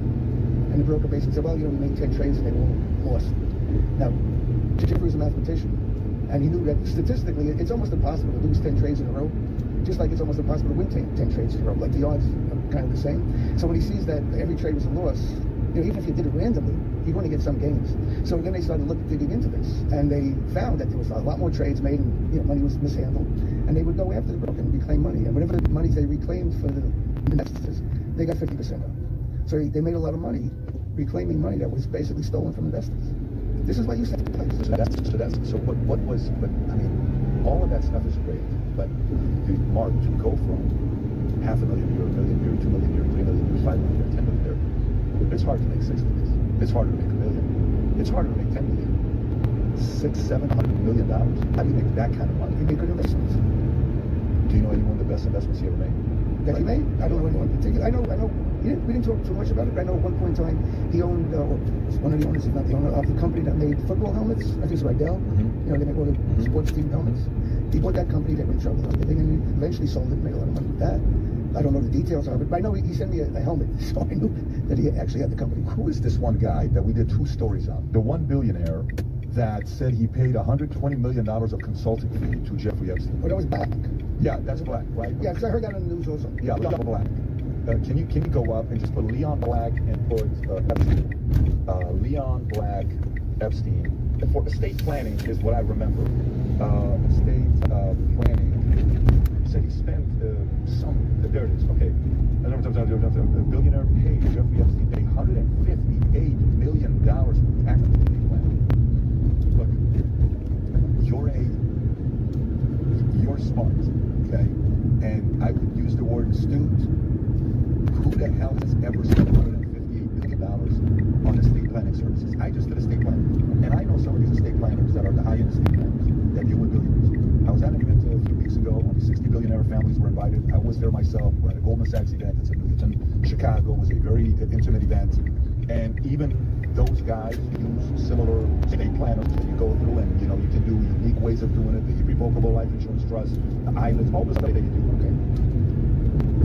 You want the world to believe Leon Black gave Epstein $158 million just for tax planning services? If you're enjoying this interview as much as I enjoyed doing it when I was sitting with him, you may want to order the shirt already, because the word allegedly is used a lot in an interview like this, and it's right, you can order the shirt. Last time we launched the allegedly shirt, she sold out in no time. And trust me, it's very interesting, the looks you get when you're in the airport, on the gym, you got a shirt on that says allegedly. People will come and smile at you, laugh at you, but many times they'll say, where did you get the shirt? So pause the video, place your order, and then go back to the interview. Take care, everybody. You want the world to believe Leon Black gave Epstein $158 million just... Simple code. But let's make him cover. Lady Fry, Mamma, hey, pick up a chest up there. Oh,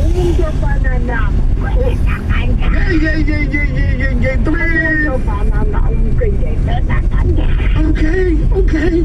Yeah, that's good. Go get some land. 3-4. Okay, 3-4 from top. Get him some high. Get him some along. Kunjari. Right Hotman, yeah. Maybe I'll be just a bed. Tell them about it.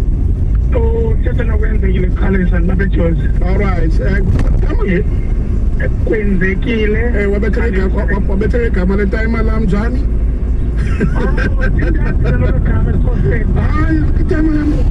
Come along, we have the tenant one of it. Oh, I know Umzala ukadlala igama lakhe. All right? You. Yeyiphi ingoma betshisa bhe? No, mthakolo bari Romeo. Romeo, nomkolada wayisi. Hey, manto. Mthakathe ngosikhulisa kule. All right, itsha ngivula mhlobo wena yafana ithi le ngoma le ingoma ethe yakuweka namhlanje apha ke eminxebeni. Sizawudlala le ngoma xa kudlala ke phulaphula mhlobo wena nafana xa silinda wena sesiyapha ke emveni kwento zolapha ekhaya kumhlobo wena nafana kodwa ke ingoma iwinile namhlanje le nto bendisandikuxele ngayo ndathi Romeo uyangikolota kodwa ke sifuna uya ngolu hlobo xa sibhiyoza sibhiyozele laa ngoma. Laa nto leyo yenzeke phaa ke eminxebeni mphulaphula mhlobo wena fam uyangikolota Romeo. Ndiyabakhona bathi siyakhalaza Elvis andiyazi uba kwenzeka ntoni na ngawe ngoba sikhona apha kuqhafuqhafu Nansibo Romeo Piqarha AV wesigubhu lapha emqanduli kwasa phasi komhlazi ujongisisi Dango. AV wesigubhu naye uthi Romeo wangkolota uthini wena? Oh, TKV. Right.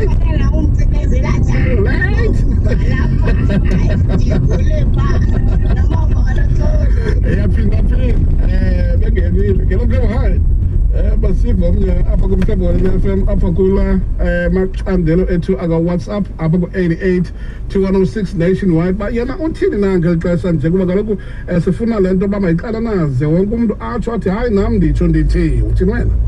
Visto. Sure, Bruce. Visto. Sure, Bruce. Romeo. Romeo, Bruce, Sure. Somerset, Romeo. Uthini wena? Hey, Piqarha, Eke bawo. Hayi, ingoma elenzeleyo nguSinyaka. Sinyaka, Prof. Bhojana buyalungile mamfletch. Shaptapuras. Okay, uthini wena? Brahma Eli Mzwanele Bambeni. Mzwanele. Sisengqaleni edumase. Hey, Brahma Eli nguromeo. All right. Wankolota Romeo. Hey, madoda uthini wena? Visto. Oh yeah. Romeo yankolota. Romeo yankolota. Ola el visto uzwaye sinikweni estates protect. Sikhophe izandla lo ndawo. Sekuba lenkqubo kumhlobo wena yafam bengoba lesibhongisa kudala phasi ithetha kude nathalo umhlobo wena yafam Mono and Son ivaya Orlando side.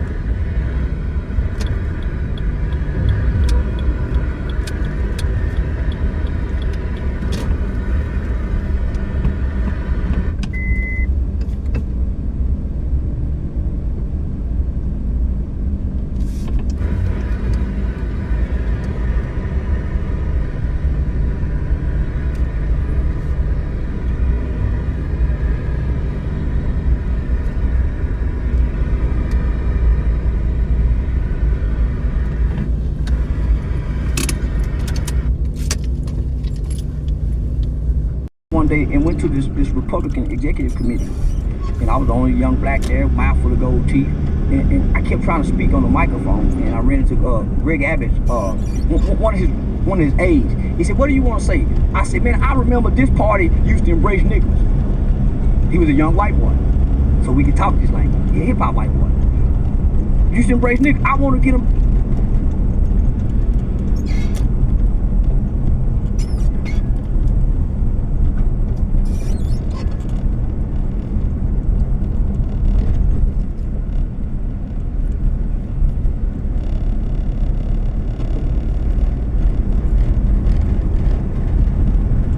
Get him back to embracing niggas. But I noticed the police was starting to profile me and come over here and try to see what's going on. He gave me his card. So the next morning, I called down to the Tarrant County GOP Republican Party and spoke to Jen Hall and Shelley Pritchard. I said, "Ma'am, I'm a conservative nigga who just so happens to vote Republican. I'm trying to see if they're offended by what I'm saying, rather than listening to what I'm saying. I'm delivering it very articulate with manners." I said, "I went to a meeting last night and I was shunned as a black man, mouth full of gold teeth, and I can bring votes in from over here." So they invited me to come down and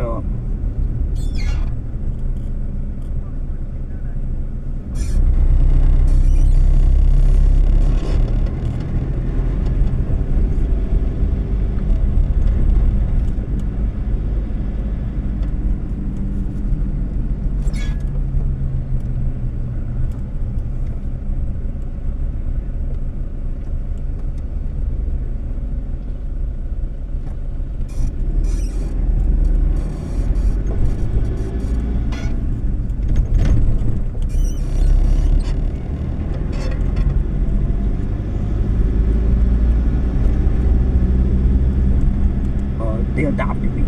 They took in my youth organization. So I couldn't, here I am, I'm working in the black community, fighting against black people, but I got all these white people. They say racist Republican. They're sewing into me from the Terrence Star Republican Women's Club. I'm building a relationship with judges where my black people get in trouble. I say, "Yana, he works for me over there." "Oh, he does, Charleston? Show us some proof." So I'm building relationships because why would I be a Democrat and there's hardly any Democratic judges? And all my people need judges with a mouthpiece.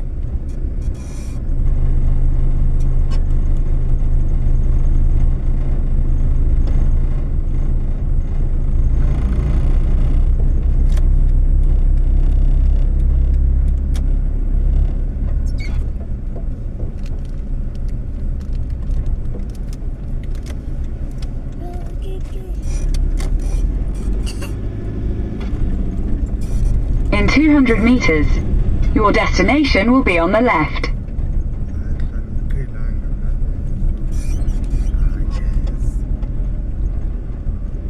So, I found out that white people aren't really racist. They prejudiced. They prejudiced.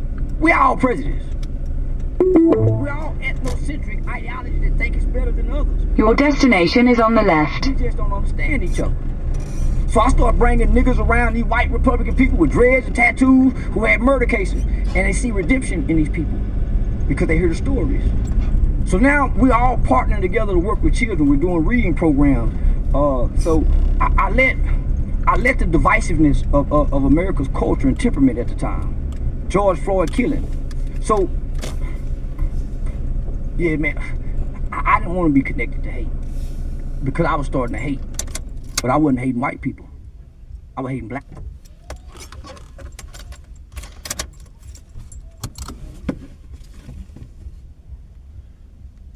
I mean, putting it in their ear, but you know that other people have done it. Yes. And so it's like, what's the point? But if it's like breaking a person and introducing to them and seeing, and which is, I know, probably like creepy and gross, but the shock of this can happen to me. Not like a professional that they do this, with a smile. And you find that because psychology of it surely is multi-layered, but you find that it's in doing it to a person who, one, doesn't expect it, two, doesn't know that I do this. The thrill is in getting someone who's never done this. And I want to see how they will react in this moment. and it's first, and you keep adding more things. It moves from the ear to the nose because the whole entire experience. I'm hoping for a pun here, man. I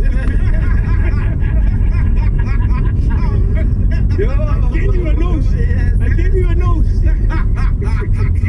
You didn't see it. So it could be any of those elements that go with it. You know? But why hasn't it happened in South Africa that we have somebody, a big name, a very problem? Because we know it's happening in South Africa. Everybody is investing somebody. Why is it that in South Africa we haven't gotten to that point yet? Because the people whom it's happening to, they haven't been brave enough to see. But what quantify that? What is brave? Bravery is it coming out in public to say it, or actually going lay a charge? Lay a charge? Wait, I don't get. Wait. What are you talking about now? Same scenario in South Africa. But why would the woman lay charge if they get it paid and they're agreeing to it? No. We just said that being a freak is not a crime. No. He's talking about a DD trial. Oh, okay. In South Africa. In the South African context, where it's small and sorry, man. Let me use somebody else. It's okay. It's an example, man. I'm saying it definitely happens. Yeah. Everybody. Humans are humans. Exactly. America too. It just hasn't made it that far. Look at how long it took the DD trial to even come to where it is. It was unbelievable for the longest time. It was rumored for a good year, 2 years, 3 years. And yet eventually it happened and it's in court. But the point is, events like those happen all the time. We are surrounded by freaks. Yeah. It's not a crime. As long as everybody is a willing is happy to be in there. No, people are saying, some of them, okay, I'm not talking about those people so that they don't say that we are, shaming people. No. But there are certain people who will consent at the time, but for whatever reason, whether it's monetary remuneration or whatever interest they have, will turn around and say, no, but I didn't. I was like, for instance, okay, they just keep it to the Americans so they can sue us. Here with his current wife right now who's going around naked, right? You see, we are seeing it in our face that, okay, she's doing, but you can come in 10 years after they break up and say, I was forced. We need to do that and I was forced. And we are supposed to listen to her and believe her because what people present and what's happening that we don't see, carries value. You know what? A case like this happens all around us. We just don't see them. There's crime happening next door to where you live, and you're not aware of it. Oh yeah, apparently. Speaking of that, you know the palas who carry these big trolleys with apparently they transport some. There's contraband, some there's bodies in these things, and we think it's tins. And I was like, it's right in our face. If you want to get rid of literally they could because nobody ever stops to check what they have. Nobody ever stops those guys. Just move to the get out there, you're annoying. And you're thinking they got cans for recycling. It could be a body, it could be drugs. In plain sight. There's a movie that plays on that. Yeah, there's a movie that plays on that where these guys were transporting something and it was exactly the same. Yeah, in plain sight. Could be anything. Nobody ever stops those guys. Next time you see them, you're going to question. Yeah. They're invisible, these guys. Nobody ever pays attention to them. Nobody will ever stop them. They're invisible. They are invisible. They're around us all the time, but they're invisible. You don't see them. Even at that's a good one. I'm not going to look at them the same way again. Yeah, bro. It's plain sight. Things happen. Eh? Something invisible as well. Corrupt South African police. Hey, yeah, man. They're invisible. Because now we're dealing with a South African police, a crime intelligence head. We're allowed to mention names here, right? Yeah. No, we're right. Lieutenant General Dumsani Kumalo and 6 high-profile, high-ranking co-accused.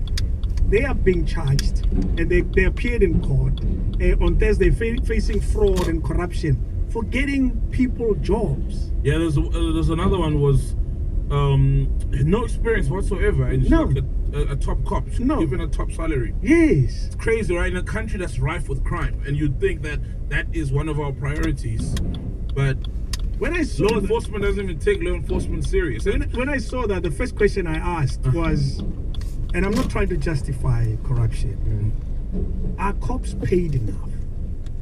That's the question that crossed my mind. Are they paid enough for them not to be tempted to do such?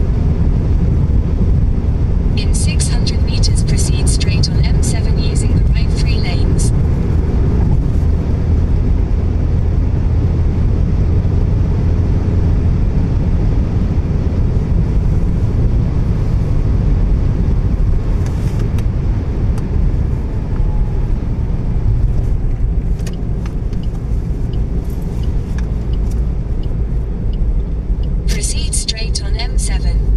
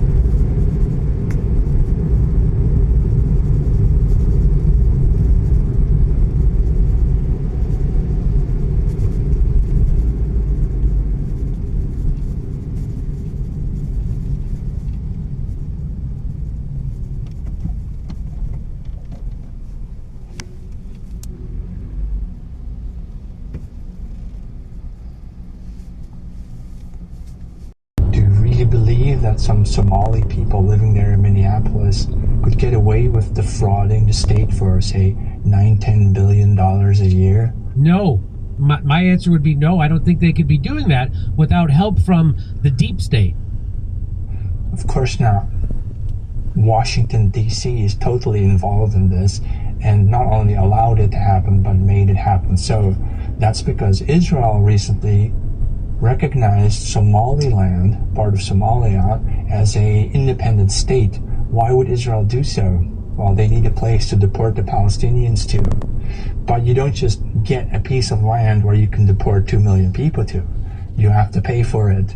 And that's what this is. The U.S. is the greatest ally of Israel. Remember, the United States citizens, middle-class people, taxpayers, are going to pay for that. This whole scam, the Somali care system scam, whatever, to me looks like an annual rental agreement where the U.S. taxpayer is now forced to pay $10 billion a year to the Somali elites, to Al-Shabaab, the terrorist organization, and so on, in exchange for a piece of land where Israel can then deport the Palestinians to. Your whole government is corrupt, okay?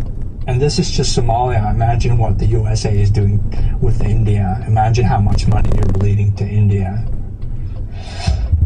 So that comes from this guy, Johannes M. Cohenbrett, and he wrote a Substack called "Is the FBI Investigating or Organizing the Somali Fraud?" Well, here's what he said. I find it hard to believe that Somalia could pull this off on their own where no one else could. How come Mexicans or Puerto Ricans never could do this? Are Somalis with their average IQ below 70 such law-tech geniuses that only they could pull off such a massive fraud and apparently get away with it fairly undetected ever since Obama sent Somalis to Minnesota in 2014? At the same time, as I said, Israel recently became the first country worldwide to recognize Somaliland, a breakaway region of the northwest of Somalia, as a sovereign nation.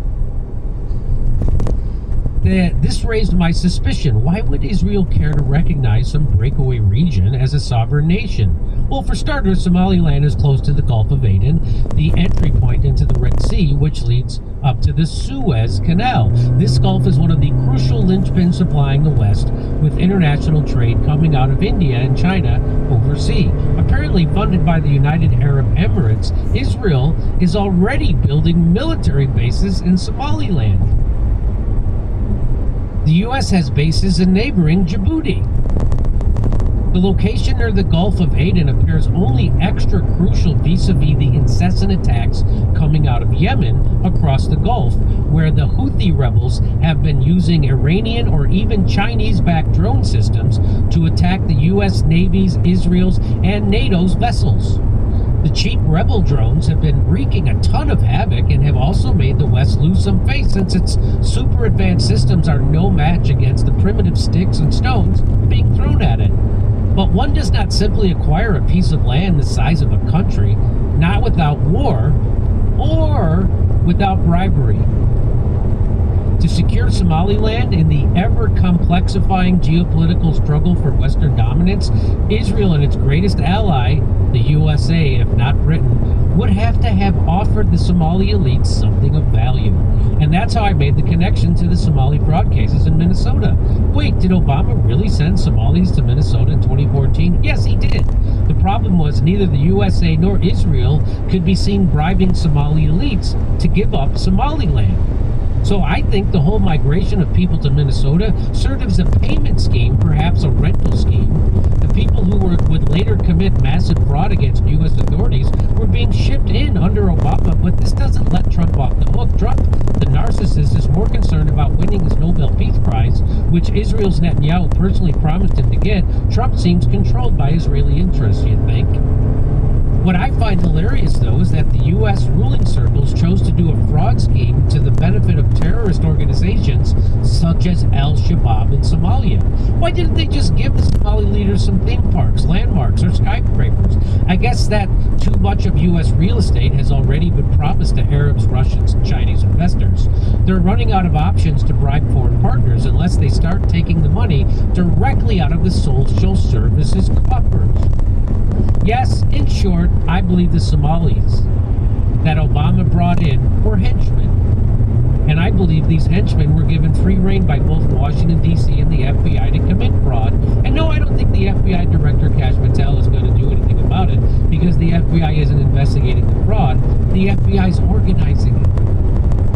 So that's that guy's theory. Now, I can't vouch for the veracity of his theory or any of these theories. But it certainly is interesting.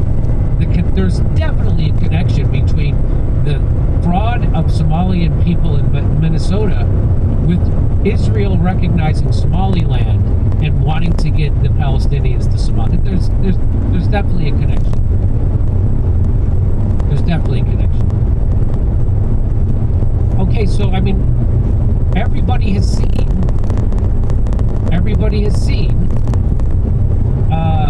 Nick Shirley's reporting on the unbelievable fraud happening through daycare centers in Somalians in Minnesota. It's got over 100 million views on his report, and he's been boosted by everybody. And James Lee is here to tell you there's another side to this story about Nick Shirley, and let's listen. So it turns out one of the most viral stories of 2025 about the Somali daycare fraud in Minnesota ends up being a complete psyop. Because evidently, Israeli reporters are now asserting that Mossad and Israeli intelligence, not U.S. authorities, were responsible for exposing the Somalian-ran Minnesota fraud operations. How is Israeli Mossad related to the recent corruption that was discovered in Minnesota? You're not going to believe it, but there actually is a substantial connection, and it runs through the Israeli Prime Minister office. Let's start from the end. Israel just established relationships with Somaliland, which is not Somalia. And what does that mean? Let's take a listen. Does anyone know what Somaliland is, really? Said U.S. President Donald Trump after Israel became the first country in the world to recognize the self-proclaimed republic in Eastern Africa. Somaliland is a small territory in the Horn of Africa that broke off from Somalia Somalia in 1991. So why does Somaliland even matter? It sits on the Gulf of Aden, one of the world's most important shipping routes. There's also a Gaza-related angle. Earlier this year, it was reported that the U.S. and Israel have explored Somaliland as a potential destination for displaced Palestinians from Gaza. And bingo, that is why we've been hearing so much about Somali fraud in Minnesota. Because it had already been reported weeks before by the U.S. attorney that fraud in Minnesota exceeded $9 billion. $9 billion, that's a whole lot of fraud compared to, what was it? Nick Shirley talked about $110 million, $9 billion. We're talking about a small fraction, but focusing specifically on the Somali community.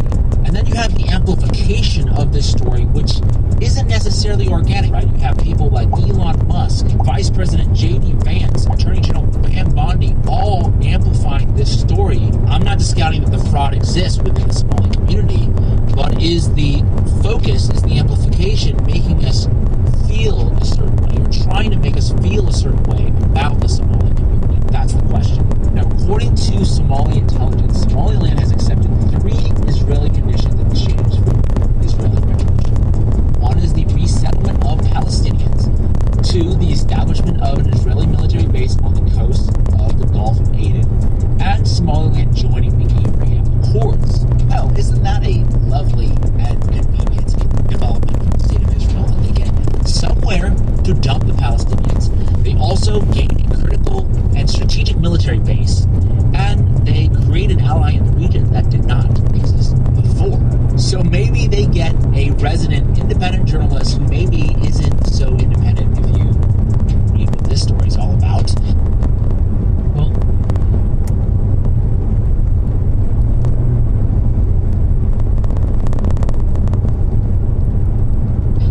to do a story that says Somalians bad. well, it certainly seems fishy. And James is on it, and as we reported in the other video, that the Somaliland is real. All those things are really happening. And I think if you take the Nick Shirley story at face value, you are doing exactly what they want you to do. That, but again, this story was has been reported several times about this daycare scandal. It was reported as far back as 2013, but it was also reported. People ride by, see me, so I'm embarrassed by being on the bus stop. Can't take my kids nowhere, but I got a heart to help the community. So at some point, you become frustrated and angry, as most community leaders do. The lack of support. I figured out a way how to self-sustain my organization. I didn't have to apply for no grants. I knew how to sell barbecue, shake down the drug dealers, stop the prostitutes, say y'all can't sell no. So I would shake down the community. I'm gonna call the police on y'all. Why I need to add white people? And I'm helping us. So black people became my greatest enemy, helping their children. But I'm the ones getting their kids out the juvenile system. I'm the ones setting up the, getting people license back reinstated. I turned away from everybody. I was having a mental breakdown.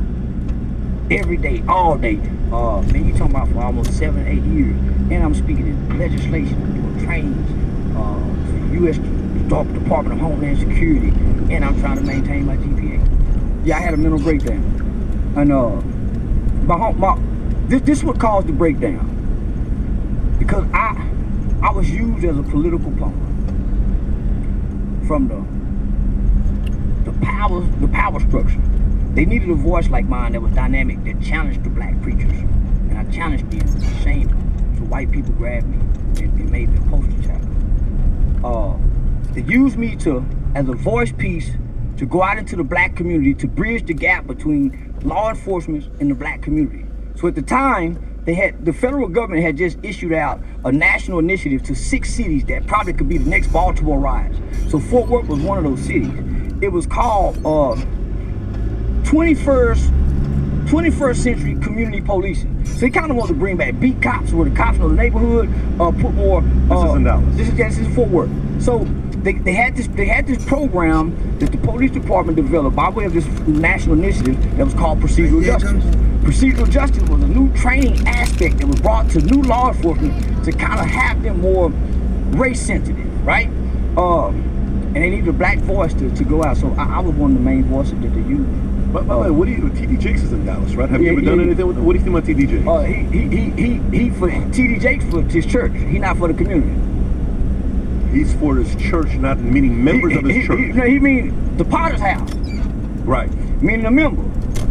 He for his church. That's his business. He not for Dallas. We don't see him nowhere doing nothing. His church or nothing. Now they got a prison reentry, but that's for the grant funding, for his business. Do you think he's a net positive to Dallas? No. To the black community? No. TD Jakes? No. What do we do other than preach a good message?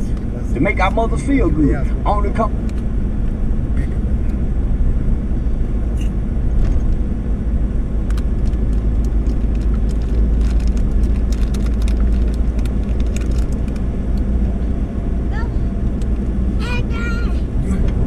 Come back home and still drink wine and feel better.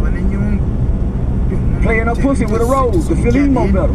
So all he is a feel-good preacher. Nah, man. The Bible says what you I don't see no preacher, no anything really doing for the least of those other than the poor churches that's amongst the least of them. You cannot take your big, beautiful church, build it out on the hill away from the people, and think you can still reach the people.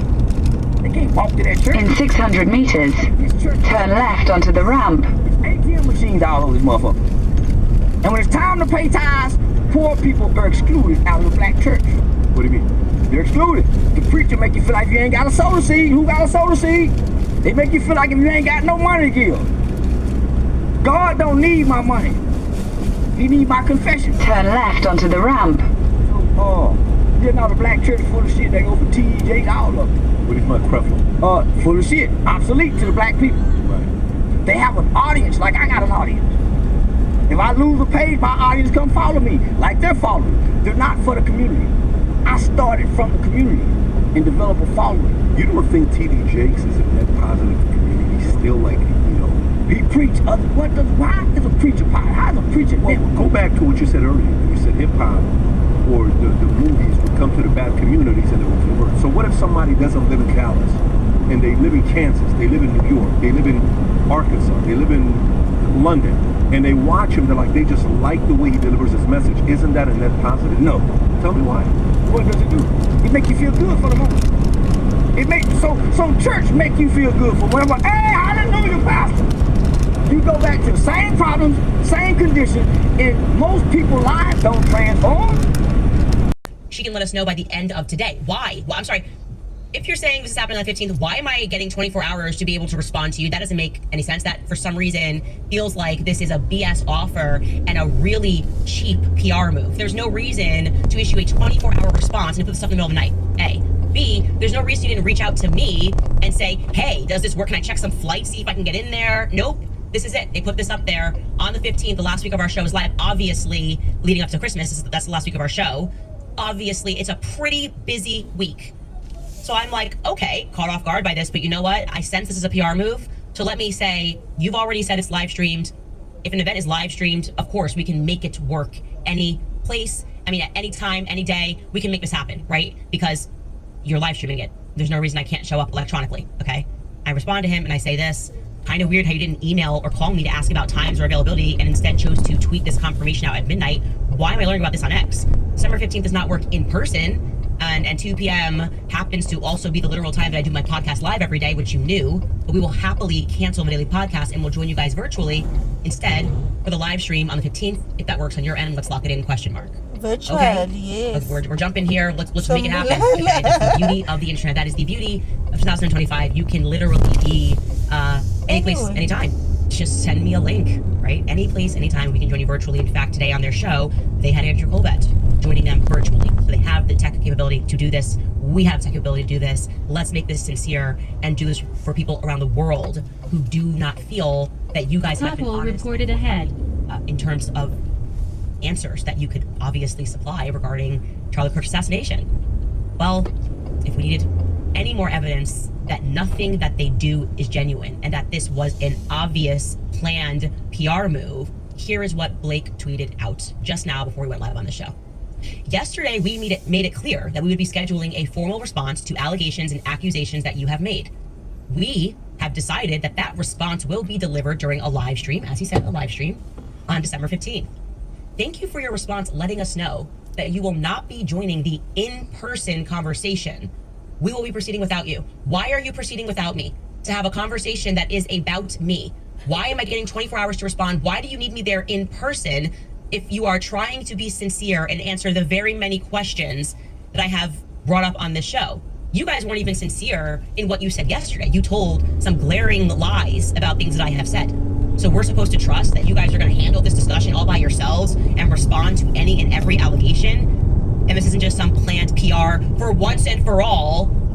Like I said, this is so obvious. He's being completely destroyed in the comments because what's happening at Turning Point, I've seen this happen before, is they now believe that they are smarter than their audience, right? They think they are smarter than their small pocket donors. They can pull such an obviously crappy public move like this and pretend, well, we tried.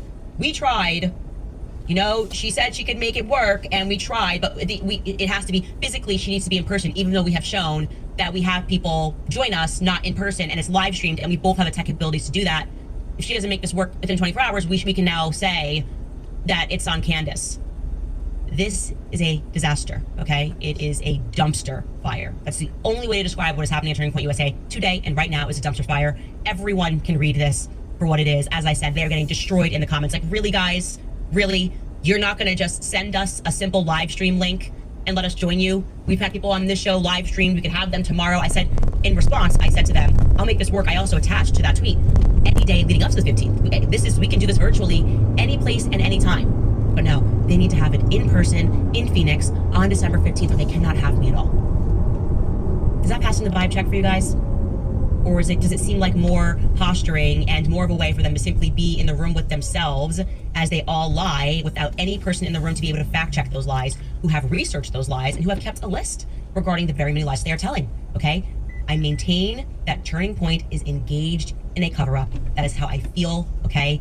And like I said, it pains me to say that because this was once a bright spot in the conservative movement. It is no longer. They are using left-wing tactics, calling us names rather than answering us questions. It's everything Charlie stood against, okay? You don't need to call somebody a racist because they're asking questions about what happened with George Floyd leading up to his death, okay? That is a way that you skip over having to debate logically, is you name call. All Blake Neff did was name call yesterday. All the pastors have been doing, it's demonic, it's possessed, it's evil. How about you simply answer the questions and stop behaving like you're a radical leftist? Everyone can see what you're doing. That's what I want you guys to know. It's very clear, okay? I'm not asking people to defend me. You are just genuinely this transparent. So I am sorry that I cannot arrive in person because it's our last week on air before the holidays. I am still very happy, and I will say it again, to make that date and time and place because I'm here and we have the technological capabilities to make it so, make it work. We can move it around and we can do it even at midnight. I will stay awake and I will make that work for you at midnight, anytime. Just send me a link. In the meantime, we are just going to start investigating harder because you're not acting right, okay? You guys are not acting right and you are not going to be able to get yourselves out of it by trying to be tricky like that. And like I said, the fact that you mentioned the Egyptian planes so many times yesterday without providing a valid answer or reason as to why we should just ignore military planes that are circulating that don't belong to our country, we're going to stay focused on that. And guess what? We have some more explosive revelations, which lead to more questions, which should be answered. And by the way, Turning Point, you should be concerned about. How odd, guys, that they're not concerned about the Egyptian planes. They don't even know how to feign concern. They don't even know how to sell to us in their best acting that they care about what transpired on that day. If you wanted to act like you cared, you would go, yeah, no, that is actually weird. I wonder what those planes are about. Instead, they're like, ha ha ha, Egyptian planes. What we've had to endure this crazy talk about these Egyptian planes. You should be concerned. And I'm going to give more cause for concern, okay? As you guys will recall, 2 Egyptian planes, got it. For the sake of ease, we've labeled one blue, that's SUBND, which was the one that was transponding on the ground at Duncan Aviation on the day of Charlie's assassination, but it did not go anywhere. And then, of course, our now infamous yellow plane that carried on to Delaware, Wilmington, Delaware that morning, and has seemingly panicked the world, right? I'm reminding you that that flight from Provo to Delaware on the yellow plane had only 4 people on board. Okay, so that plane pretty much emptied out and then had only 4 people, one of which was a foreign dignitary. Now, one of those individuals I can confirm was using the name, and when I say using the name, we are dealing with governments, we are dealing with power, and these people just print passports, okay? These are obviously dead ends. But the name that one of those individuals was using is Walid Mahmoud, okay? Walid Mahmoud. So we now know that of the 4 people that flew to Delaware, someone flew using the name Walid Mahmoud, okay? Here is where it's going to get interesting, and I don't know if we can show that name, Chris, if we have that, but we can spell that out for them. I don't know if we have a graphic for that. But here's where it gets interesting, okay? Walid Mahmoud had been in Provo before, okay? Specifically, Walid Mahmoud came to Provo on May 27th of this year. Walid Mahmoud came in, and we can also confirm that if you look up the plane that he was on, there is no transponder data which reflects that trip. He was not on the yellow plane. This is what's very interesting. He was aboard another Egyptian military plane, and the tail number for that plane is SUBTU. We're gonna make that the purple plane, okay? Purple plane was not there on the day of Charlie's assassination, but we now have a person that was on that purple plane at the end of May, and then he is going to be on that plane again on the day of Charlie's assassination, both times in Provo. And we can drop that now into our timeline, okay? May 27th, SUBTU flies into Provo, Walid Mahmoud aboard, maybe it's a pilot, I don't know. Then we've got, it departs on June 2nd, and it is not transponding, okay? So you cannot find a record of this on flight radar. Now, why is this compelling? Why is this especially compelling? Because the purple plane, SUBTU, as has been recently discovered by the work of other people, was once upon a time flown with the president of Egypt aboard. And by once upon a time, I mean back in 2023. This tweet came from Project Constitution. I'm going to read it in its entirety, okay? Confirmed. Candace Owens just got vindicated again. The Egyptian government website confirms that Egyptian President El-Sisi flew on SUBTU. Remember when Candace Owens dropped that bombshell exposing that Egyptian presidential plane as the mystery bird tied to those shadowy flights, and just, you know, he's confusing BTT. He's talking about BTU. We were always talking about BTT. Well, official receipts just landed straight from the Egyptian presidency website that on April 3rd, 2023, President El-Sisi touched down in Riyadh aboard that same exact aircraft, tail number SUBTU, for a high-level sit-down with the Saudi Crown Prince Mohammed bin Salman, okay? So BTU. And again, he's mixing it up with BTT, but we can now connect these 2 planes. Now, before you jump to conclusions and go, well, does this solve this? Does this mean that this was the Egyptian president on board? No. We can actually officially rule out that it was President El-Sisi that was aboard the jet on September 10th because he was photographed at a meeting with the Prime Minister of Tunisia, Sarah Zafrani, and it was in Egypt. We can also rule him out as having been the individual that was in Provo back in May because he was, again, photographed multiple times throughout that week in Egypt, okay? What we can, however, deduce is that Walid Mahmoud is therefore not the president of Egypt, but he is almost certainly well acquainted with the president of Egypt because planes that fly presidents around, military planes, you're not going to just, you know, let just some random wealthy Egyptian aboard your jet, right? This person is going to be well acquainted with the president of Egypt, okay? So who is Walid Mahmoud? Who is the person using the name Walid Mahmoud? That is the question that we are left with. Now, again, maybe Walid is the pilot. That could make sense. But what was he or she doing in Provo at the end of May and into early June? These are questions and, honestly, concerns that shouldn't be expressed by me. It should be expressed by every single person at Turning Point USA who is interested in getting to the bottom of who assassinated Charlie Kirk. It should be expressed by our government. It should be expressed by the Pentagon and their giggly press secretary and press members. We should be asking. Hazard reported ahead. Instead, we're just being gaslit. Everything was so above board on the day of Charlie's assassination that they just can't answer anything. They just cannot answer a single question that we have, and they can't explain why they keep getting caught in little lies. They can't explain that. We're just all ridiculous, and we're harming Charlie's legacy by doing the very thing that Charlie was doing when he died, right? He is responding to questions. He literally died answering questions from people that disagreed with him. and they're not trying to invert reality and make it seem as though asking uncomfortable questions is not something that Charlie would have done.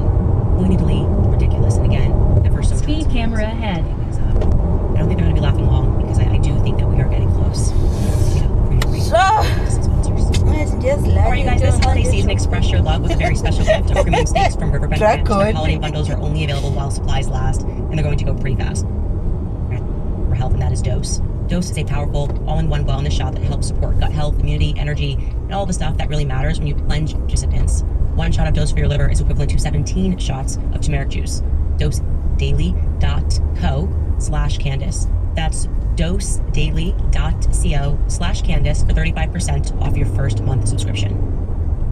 But again, I'd like to stress to Turning Point USA that if you want to make this work, we can do this today, we can do this tonight, we can do this at 1 a.m., we can do this tomorrow, the next day, we can do this through the end of the year. Anytime, okay? Just send me a link and we will appear virtually, which is entirely plausible. This is something that we desperately want. We are incredibly committed and sincere in wanting to get answers. We do not believe the official narrative. I've made that clear. And we do not understand why you guys seem to be trying to protect the official narrative as opposed to joining us in prodding it, okay? I am just saying how the entire world feels. I'm giving voice to how the entire world feels outside of your donor class. Anyways, it's pretty obvious the call went out. Again, this was some sort of a PR maneuver. That's why they're sending out Cam Higby. They're laughing at everything that we say, everything that we do. That's kind of their new shtick, is like, we're the cool kids, we're just gonna laugh at you, you know? Trying desperately right now, clearly, to turn my very real claim that the country of France tried to assassinate me into a joke. The Zio influencers are supposed to influence people into thinking that that is just so crazy and funny. It's so funny. And hopefully with enough of them going out and making videos and peddling the same talking point and trying to turn it into like a cultural joke, you're supposed to ignore the fact that, hey, isn't it kind of strange that either the White House or the Élysée Palace or even the United States Pentagon has formally denied this quote-unquote crazy claim? That's what Hollywood's for, right? You, all of you at home, all across the world, you're supposed to be fat and dumb and easily influenced by celebrities. Because, like, don't you have any famous friends? Does Candace even have any famous friends? Like, don't you want to be cool? You want to hang out with famous people? Famous people say that assassination attempt is just funny. That's just like an SNL bit. Anyways, the always relatable Ben Shapiro is trying his luck at humor as well regarding my assassination.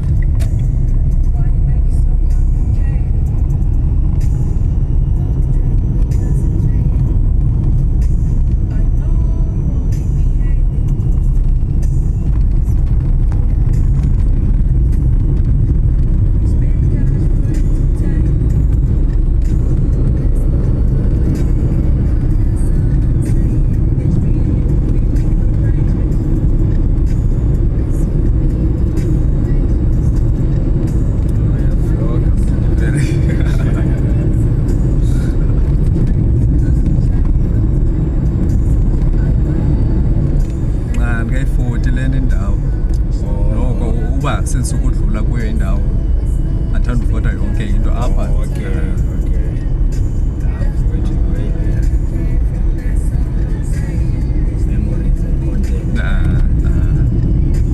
Futhi abantu angazange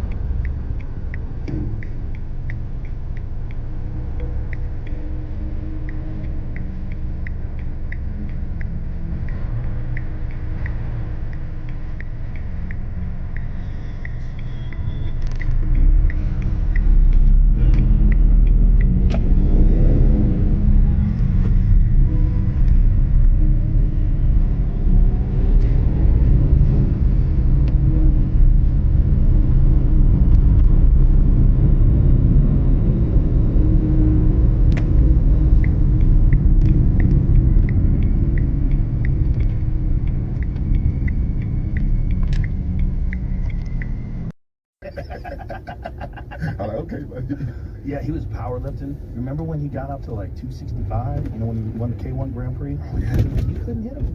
He was just covered behind muscle. And you know, K1 style, when they fight with like the earmuffs on, and they're standing there like, he was just, there was no chin.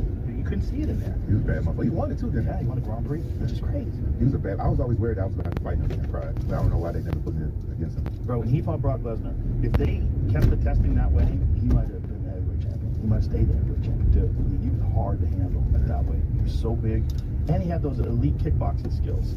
You know, I remember when he fought, when he fought Brett Rogers. You can see the moment he hit Brett Rogers with one low kick. Brett Rogers was like, oh shit, like, this is different. This is so different. He was so scary, man. Yeah, big tall motherfucker. I would like to see him go against John Jones. I would have loved to have seen that back in the day. But if if again you let him fight enhanced, because the difference between him enhanced and unenhanced, he became an average fighter. Yeah. But John was enhanced too, though. If they would have went against each other, both enhanced At the time. So you think John was enhanced? Yeah, I think it's proven. Really? Because of the whole thing with the picograms, whatever the fuck that shit is? Well, I don't pay a whole lot of attention to it, but I just thought he got popped, so I assumed he did, but the problem that he got popped with, they were so minuscule levels that it didn't make sense. Yeah, he don't look like somebody. He does steroids. No, he doesn't. But neither did Lance Armstrong. He probably doing something different though. Lance. No, he was doing testosterone. He was definitely doing that too. Those guys were doing. He was doing a lot of shit. They do everything they can when they do that Tour de France. Doctors say that it's actually healthier to do that thing on steroids than it is not be on steroids, because your body just can't recover. Yeah. Because you're biking for hours and hours and hours, day after day. It's a fucking crazy event. I think if you biking and doing shit like that, let them do steroids. Right. But fighting, I'm against that shit. Right. Fighting, yeah, football, boxing, MMA, shit like that. Football, you know. Yeah, you know they doing. But yeah, but I think if you got full contact against another human, I think it should be outlawed. But baseball, I wouldn't give a fuck. It would only make it interesting. And basketball, yeah, I wouldn't care. Right. Who cares? Who cares? Especially the professional athletes. They have a small window of opportunity. Yeah. They have like 10, 15 years at most where they compete at their very best. Yeah, let those guys choose. Choose them up. Yeah, let them learn how to do it safely. But fight, because you can hurt somebody. Because some people are totally against it. Well, the only way it makes sense in fighting is if everybody agrees. You know, if you agree. But if you're cheating, you know, if you're just jobbing the tests, and you know, you got a good scientist that works with you, and you're figuring out a way to rig everything. Yeah, that's not good. Yeah. You know, I'm against it because I fought a few guys that was on steroids and I'm fighting in pride. Who'd you fight that was like the most obvious on steroids? For me, I felt like the most obvious was Kevin Randall and Harvey. I don't ever want to talk feel of big bro, but Mark Holman, he's honest about it. Yeah. They were doing something. Vanderlei for sure was on that shit. For sure. And I think he fought like he was on it. Oh my God. He fought like he had rabies. Bro, that guy was so vicious. He just walked around mad the whole time. You know, all the fighters in Japan were scared of him. That's why he didn't like me, because I was never afraid of him. And one time, the first time I had a run in with Vanderlei, we all stayed in the same hotel, and I'm walking back to the press, and I get on the elevator with my corner man, and the elevator opens up, and Vanderlei to his corner man, and I didn't know, so I just walk on the elevator. And I turned around, and my two corner men took off. Yeah. So I'm in the elevator by myself with Vanderlei. And he looked at me like I was crazy because I didn't take off with them. Like, he seemed like he was mad that I was breathing the same air in the fucking elevator. Like, what are you doing? And they was talking shit in Portuguese and stuff like that. I'm like, I ain't afraid of no motherfucking body. I was a kid then, too. But I just never been afraid of anybody. Then after I meet my two corner, I'm like, what the fuck happened here? Where the fuck y'all go? Like, shit, that was the axe murderer. I'm not getting there with him. Just leave. I was going to say, just leave.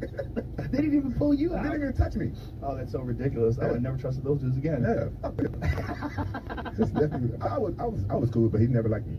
Were you there when he had that fight with Charles Crazy Horse Bennett in the back room? No, I wasn't there. Apparently, the story is Crazy Horse knocked him out cold. Yeah, very good. That's what the story is. The story is they ganged up on Crazy Horse. Crazy Horse was a wild dude. That dude was crazy. He was fun. I remember I got drunk with Crazy Horse one night. Me and I think it was Eddie Bravo went to see Brock Lesnar's first professional fight in LA at the Coliseum. Was it with UFC? No. No, I think it was with K1. I think it was a K1 fight in Los Angeles. I might have been there. Hoist Gracie fought that night. I think Hoist Gracie fought Sakuraba, if I remember correctly. Was that a rematch? I thought yes. Oh, okay. Yes. I wasn't there. I don't think I was there. And he beat him. And Hoist was a little saucy. He got caught. Hoist beat Sakuraba? Yeah, but Hoist was saucy. They caught him in the piss test. If I remember correctly. Check to see if that's true. But I sat right next to Crazy Horse. So me and him got fucked up the entire show. That guy's crazy. He had fun. He's funny, man. Yeah. We got a lot of laughs. But he was a wild dude. You know what he's doing now? What's he doing now? He's in Thailand fighting for Fight Circus. You heard about them? No. Man, he's fighting like two motherfuckers at the same time. Two Thai dudes at the same time. I said, man, this shit was fun. I want to do this. How big are they fighting? They about his side. They're his side. He's fighting 2-on-1. 2-on-1 in Thailand. Did you pay a lot of money or something? I don't know how much they paid. I did a two-headed boxing match with Bob Sapp. After that, I didn't get paid much money, but you know, I was doing it for fun. So you and him versus somebody else? Yeah, me and Bob Sapp in a two-man T-shirt. We can only use my right hand. We can only use his left hand. And we fought two dudes. That shit was so fun. Oh, that's crazy. Man, that's the most fun I ever had in the ring, bro. This is ridiculous. Yeah, it was fun. Fight Circus is crazy. What does this say, Jake? Oh yeah, he tested positive for fighter Tim Percy tested positive for methamphetamine. That's my friend. And Hoist Gracie tested positive for nandrolone. Shut the fuck up. Tim Percy is my high school, my college wrestling. He's my roommate in college. No shit. Tim Percy? Who did he fight? Who else was in the card? Let me see. There was some. The fuck? Who else fought? The original. Let's see. Pre-fight problem. Scroll back up to the card again, please.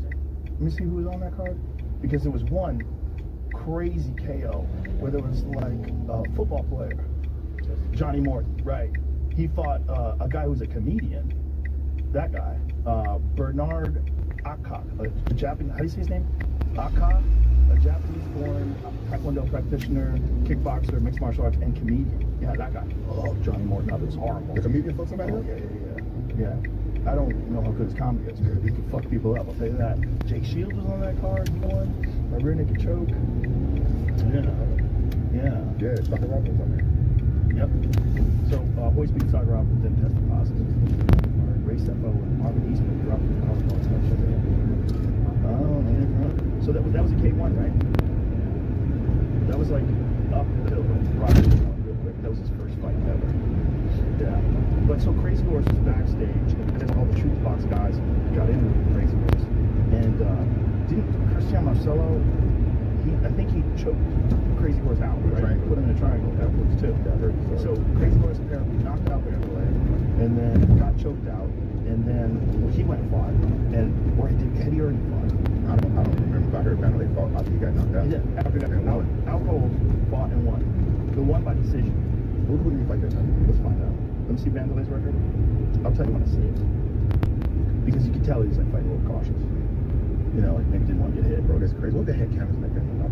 I think there is video footage of it. I'm pretty sure there's footage. There's definitely footage of Marcelo choking out Crazy Horse because he gets him in a triangle with the jeans on. I remember watching that. Yeah. It wasn't Mirko Krokop. I think it might have been Fujita. Nope, that's not it because he won that one by soccer kicks. Does he have any that won by decision? Maybe it was no, he lost to Arona. Is that possible? Or is that maybe you should look for the same card Crazy Horse. He lost to Arona and then he beat him. Decision split. I wonder if it's that one. I wonder if it's that one. Prime Shock. Click on Pride Shockwave 2005. Let's see. What else is on that card? Is Crazy Horse on that card? Charles Bennett? Yeah. Yep, that's it. That's the one. That's the one he fought Arona and he won a decision. And I remember watching Crazy Horse was so nuts. Look at that video of Crazy Horse staring at the camera. That's click on that. See if is that a highlight of Crazy Horse? Yeah. Bro, Crazy Horse had power. Yeah. I mean, he just put people to sleep. He put a lot of people to sleep. Compact power too. Yeah. He never went to the UFC though. Nope. He couldn't get his shit together. But he's a wild fella. The fuck is wrong with him? I mean, he fought with gold teeth and he fought with a gold grill in, and then he had a mouthpiece on top that was gold too. But I don't even know where he trained. I forgot where he was from, Texas somewhere. I don't remember, but I mean, it did not have like the ultimate skill set. He just had crazy power and he was just wild. Very wild. And strong. Yeah. Very strong. He didn't have that much jiu-jitsu though. No, it wasn't that good on the ground, but on the feet, I don't think I've ever seen anybody. But I anybody that stood in front of that dude on the night, you can see it once you hit him with like one time. The difference in the power. Oh, God. It's great power like that. I mean, some people have, like, did you watch the light heavyweight title fight? Oh my God. All the time, man. How is Rivera that fucking power? Nuts. You know what? I was thinking, like, how I would have done if I was in my mind to fight somebody like that. That's the difference is you're very strong. You were always a very strong light heavyweight and you had very good wrestling skills. You know, he hasn't really fought anybody that's an elite wrestler yet. You know, you think about who's he fought that can really wrestle. Prohaska, he's got crazy KO power. He's got good karate skills, and he did win by choking out Glover. He did win with a choke. So it's not like he doesn't have skills, but he's not. You know, he's not some Daniel Bryan. He's just an elite wrestler. Is this the video footage of the fight? That's awesome. The fight song's gotta exist somewhere else, but this is a documentary about Crazy Horse. How about the behind scenes? It says can't show the YouTube restrict the footage. What? YouTube restricts fights. It could age restrict the video in the country. Oh, so they're just showing it. So he catches him in a triangle with jeans on, chokes him to sleep, alcohol, with a phone in his hand. Look at his out. That's the pass. You know that, pass. yeah. So he wakes him up. He's like, oh shit. Thank you, Minister. Advocate Johnson, I just wanted to ride on Professor Fikeni's comment. This one is a comment just to say I'm a bit concerned about your level of vigilance, you know, because one would expect it to be much higher than an ordinary person. not belaboring the issue of the deductions that started in 2000. They're going for 20, I don't know what years now, 26, 25 years. And that is worrying to me because that has got an impact on who you are in the eyes of certain people inside.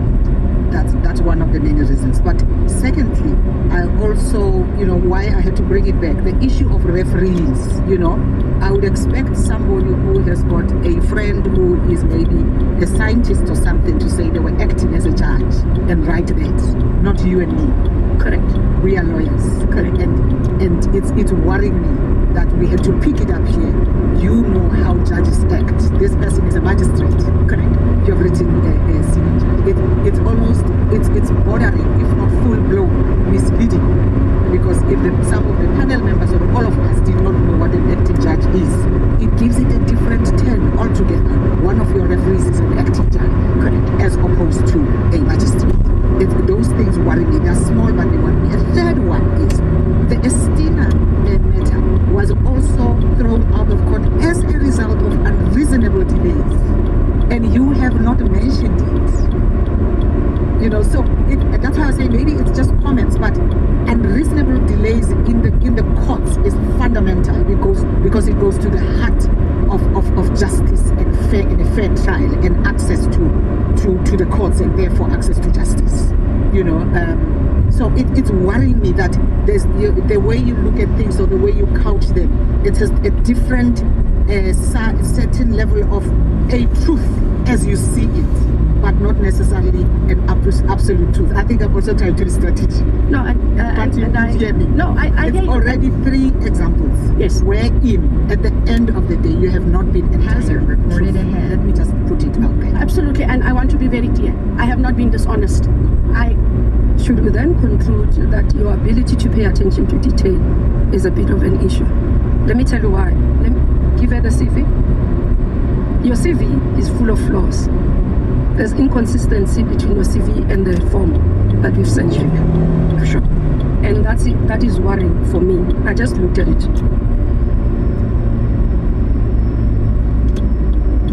Now, your CV is meant for us to be able to use as a determining process as well. So that's why I would correspond between the CV and the question form. And that's what I'm saying. If you're saying that it was not misleading, then I conclude that you do not pay attention to detail. In this instance, I didn't. I clearly didn't. Unintentionally, I didn't. I really sent my CV. And if you'll allow me, Minister, there can be no excuses. But I'd like you to hear the following.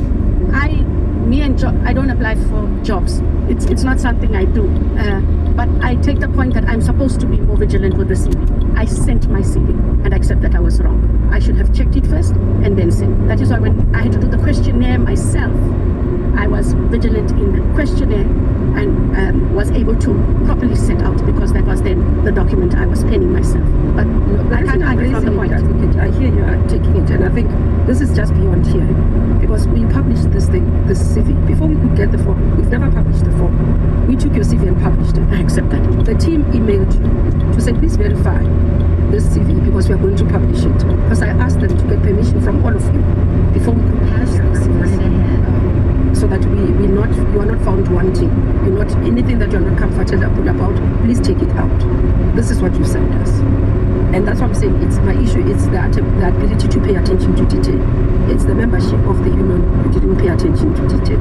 It's the CV. It has did for a prosecutor, senior prosecutor, and a head of an investigating directorate that has the work that you carry a huge weight on your shoulders, not to be able to pay attention to detail. I know that, yes, you are correct. I really am vigilant. When it comes to my work, I really am. Here, I can't take away that I didn't pay attention to my CV. I really didn't. And I don't have excuses to make. There's none to be made. What is ironic in all of this, and I hope you can see what I was talking about, that it was not a joyful experience for her, not a joyful celebration by any measure of the imagination. But what's an ironic twist of fate is that the thing that actually got her in trouble, she did not have to do. She did not have to go to the ad hoc committee. They were not looking for her. They wanted to hear from Shamila Matoyi, the leader of the MPA, but she volunteered. She sent a missive to the chairperson of the committee and said, put me in, I want to come through. And she did not know that they were ready for her, or that they would be ready for her when she showed up. She went there possibly with two objectives in mind. Number one, to rebut the Mpanazi and Kumalo version, but also to the General Kumalo and General Mpanazi version, but also I think to prepare for her campaign to become the next National Director of Public Prosecutions. But it backfired because Parliament was ready for her. She had tough questions for her, asked her about her husband, and I think she was not aware that people knew this for the longest of time, or that this information was somewhere. But clearly it was in the public domain at that particular point, and she had to respond to it because it was brought into the public domain by those members of parliament. Those files then followed her into the interview process for the National Director of Public Prosecutions, and it led to even deeper questions. And I think fundamentally the question that still will follow her, whether or not this process is not successful for her, the NDPP process, the other question that is now going to follow her is she fit to lead the Directorate Against Corruption? That's going to follow her now, because people are going to look at that and say, is she adequately qualified to be dealing with the issues of organized crime, corruption in South Africa? Think about this. Now, the challenge for her going into all of these processes is her role in the General Kumalo matter. Now, Advocate Andrea Johnson is a prominent figure in the General Kumalo matter because of his arrest in June at the airport. And she said it wasn't a dramatic arrest, we just sent two guys to speak to him, his security details followed him, etc. They didn't even do that with Malusi Gigaba. Malusi Gigaba did not have that when he had to go to IDAC. Just imagine you're at the airport, you've got a security detail, two people come and say, you need to come with us, you have to go in their vehicle, your security guys have to follow in their own vehicle, and then they say, no, it wasn't dramatic, this is calm arrest, just a soft touch arrest. I don't think it would have come across that way. Not to General Kumalo, not to anybody also who was aware of what was being dealt with at the time. This followed the arrest of Uzimatala Wetamanyana just a few weeks after, right? Because he was arrested in May, this happens in June. This arrest was effected by her division, IDAC, right? And then this revelation that her husband, Junaid Johnson, works for crime intelligence himself under General Kumalo. And at some point in Parliament, she said something like, you were there long before General Kumalo, almost implying that he should be the one running stuff. But that, I think, put her into the crosshairs in a way that I don't think she'll be able to walk away from, and will lead to people asking if she's qualified to be head of IDAC, and if she's involved in trying to protect the people who are at the heart of the Hoshkari behavior, which has been revealed by General Mpanazi and General Kumalo and General Mpanazi. Some people will start asking that. At some point, after they had, or as they were looking into the General Kumalo matter, she was sending subpoenas to General Fani Masemola, the National Commissioner, subpoenaing information from him, the National Commissioner. And I can imagine what he was thinking when he was reading those subpoenas from IDAC, asking him about an HR matter. This was an HR matter. Something that she says was an oversight when it came to her, but when it came to Kumalo, it was like a state capture. Think about this. What was revealed in Parliament and explored further, right, in the selection process for the NDP job, is that she played a role in getting her husband a job in the Scorpions in 2007 or 2009, thereabout, 2009. Think about you implicated in this thing, but then you arrest Kumalo for it later. The very same thing that you did. Now, General Kumalo at the Madanga Commission gave an explanation about why he believes things happened in the manner that they did. He gave his reasons why they were arrested, and according to him, it was all to make sure that the people who were dealing with the Big Five cartel and criminal intelligence were neutralized and immobilized, and incapable, therefore, of continuing with the crackdown that they were currently undergoing on the Hoshkari gremlins, who have infiltrated a variety of sectors of society and have relationships with powerful people such as Minister Kuru. That's what they've said, General Kumalo and General Mpanazi. Here's what he said in the commission. After the realization that PKTT was a mistaken identity in blocking the GCI Ops investigations, then one realized that during December, the first objective of the opposition, or say so, was to deal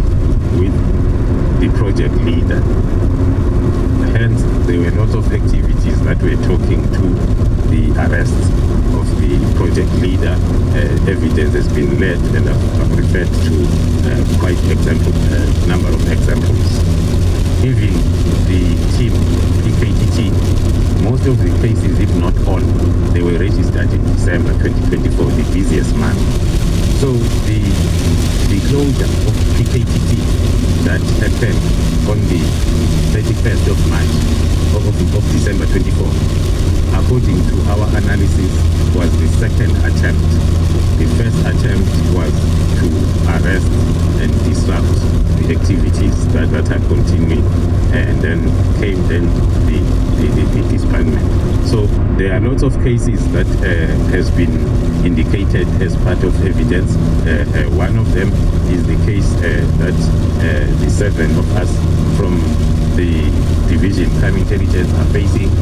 To relate this case with retaliation is when we deal with projects, there will be a national executive committee of intelligence that is dealing with that project, and no one else is allowed or is supposed to know and do anything about the project. So the accused on this case that were arrested on the 26th of June is the whole National Executive Committee of GCI Corps. What were we looking for? We were looking for a qualified mechatronics person, not a police officer like me. My experience and qualifications were irrelevant to the post. So we first advertised the post internally, and then the process moved on until the panel by then could not find a suitable candidate, which is a policy within SARS. And then that panel recommended for the post to be advertised externally, so as then we can get people that are qualified for the work that for the person that you are looking for. That's how then once the post is externally advertised, it's not only limited to brigadiers and generals. There are posts that are advertised on newspapers of a qualified Reverend Muruti, and those people then, because we are not Barutis police officers, then a Muruti who's qualified and registered with a particular Baruti organization that will apply and qualify, come in and be given that rank that was advertised. So in the police, it's not something that does not happen. We have a lot of senior officers that came in from the level of a brigadier. Some, they came in from the level of a major general. Not, or maybe let me make one example, the living example. The current divisional commissioner at the level of a lieutenant general, who is a lieutenant general, is from the National Treasurer Department. 2 years ago was appointed by SAPS as a divisional commissioner, who is a lieutenant general. It's another fresh example that we can see, because SAPS was looking for particular qualifications and experience that SAPS could not find within SAPS. So the Lieutenant General you're referring to had no policing background whatsoever? Not at all. He was, I think, after 2 years of being employed, he was then sent to a basic police training, which is normally not for like a full period, because you are called a lateral entry level and you are a senior officer. So you will just go there and get the basics, so as you are able to know how to salute. So this post was advertised at the level of a brigadier. Of a brigadier. Between General Dumisani Khumalo and Advocate Andrea Johnson, if I think about whose version I believe or lean towards, I lean towards General Khumalo. I'll tell you why. Number one, General Khumalo has been in policing for decades and has no scandal until the one which has been drummed up in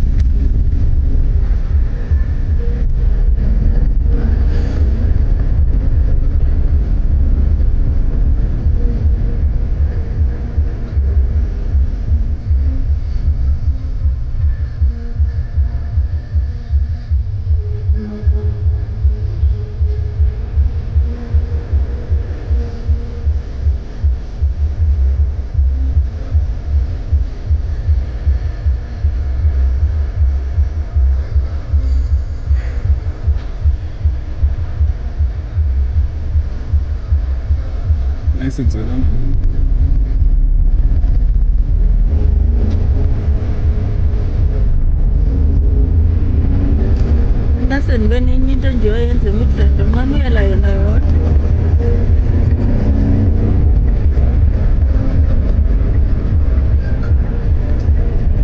Umamele uBlack Marty umhlobo wenene.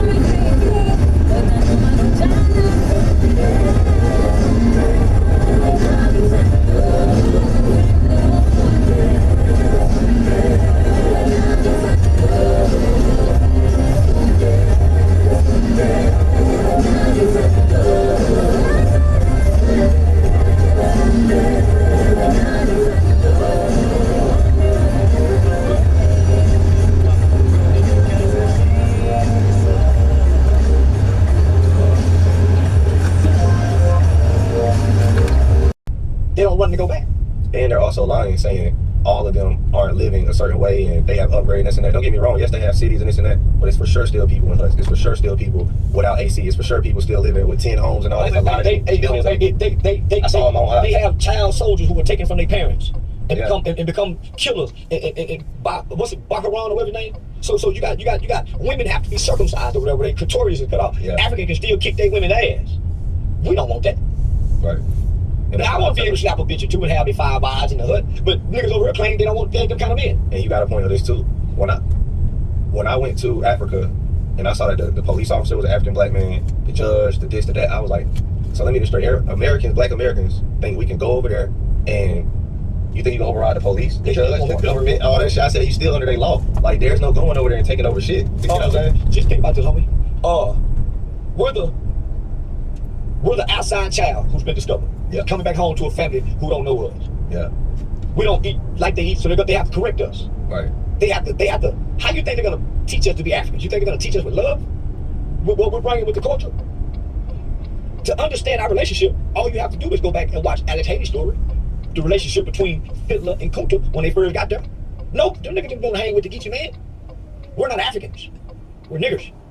We was made and created at a certain point in time. We know nothing but what we was created to know. See what I'm saying? We stopped at the shores. You know, that's something crazy. Me and you both have white in our blood. That's what I'm talking about. I know for a fact I do. I know for a fact I do too. I'm 13%. So if we believe in these certain religious ideologies, then how can we go back to Africa when we're the Hebrews? Well, the Jews are a lost tribe with no land, so they have to be shipped around ground. Right. So how can Israel be a Jew when they have a land? They have somewhere to go. The real Jews have nowhere to go throughout life. That's us. We have nowhere to go. When the Jews get kicked out of a country, they went to Palestine. If they kick us out of every country, where do we go? Everybody else has somewhere to go, except the niggas that was made in America. We're those people that they say are the Jews. But we can't claim it because we haven't tapped into the gypsy side of the economics part of the land. So the Jews can get kicked out anywhere and go anywhere and control the banking system. That's what makes them today's Jews. Do you believe that there will be progress? Like, let me ask you this on a positive note for black people. What in the future do you see as progress for black people? Violence. Not violence against each other, but violence against everybody else. Violence is going to be the issue. Violence is going to be the answer for the future. Bloodshed. Bloodshed is going to be the deciding factor, not laws, not a judge. Bloodshed. Because we're claiming rights and freedom now. No group of humans in life have ever gotten their rights without spilling blood. We're not prepared to spill blood. Everybody else getting prepared. The nigga of America is not prepared, correct? Yeah, no, hell no. Because everybody else don't have a problem with killing somebody else and not them. Right. They won't kill each other. We're the only ones that have a problem with killing everybody else, but not each other. That's facts. When Africans meet one another, they're not so quick to kill each other. Right. When they realize, oh, you're Nigerian, oh my brother. We don't give a damn, we kill each other. So violence is what we're not prepared for. And we see the world get more violent around us. Mass shootings, that's why everybody's quick to attack us. Yeah. Everybody challenging us now. There used to be a time you couldn't catch a white man and nobody challenging a nigga. Yeah. They used to really be afraid of us. They really used to lock their doors. They used to walk. They're not afraid of us anymore. They used to be afraid of us and they used to respect us. For one, when a nigga got mad, he used to stare at a white man. And the white man said, "What you looking at, boy?" He didn't say, "What you say to me, nigga?" Staring at nigga. That fierce stare, that's what scared a white man, a solid nigga looking, not a nigga talking. They think that's why they challenge us now, because now we got a group of black men that want to get in front of a microphone and talk. It ain't no more quiet niggas. Got the white man guessing what he thinking. Yeah. We telling them what we thinking, what we feel. No, nigga. Them Africans, when they get mad, they don't talk. Them Arab men, the one at the store do. But them motherfuckers blow up shit, they don't talk. They don't get angry. Motherfuckers that'll go shoot up the whole school. They don't get angry. Right. Why? So, nigga, we ain't ready for what's to come. What nigga we know how to control the planes and go be over there looking at shit showing us what to do? We ain't got no planes where the Senate have to go look. No. When they shut down the phones. No. We ain't got no kids that nigga know how to say, "Daddy, let's go take these beans and put them in these cups and sit them out here and grow." They ain't teaching that nigga. We don't know what to do. And that's what leads to my point of why I'm building that center, because I'm like, we need to be putting kids on at an early age of archery. And archery. True, that's it. Homie, we don't have to save the bullets for the war. Right? So how we go eat? So how we go hunt? We can't shoot. We don't have to be quiet. How we go hunt? Yeah. You gotta save the bullets for protection. How we go hunt? Right. Nigga don't know archery.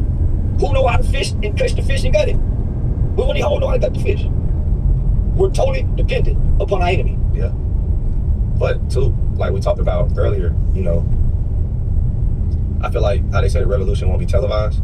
In my honest opinion, the only way we're going to progress as black people is through.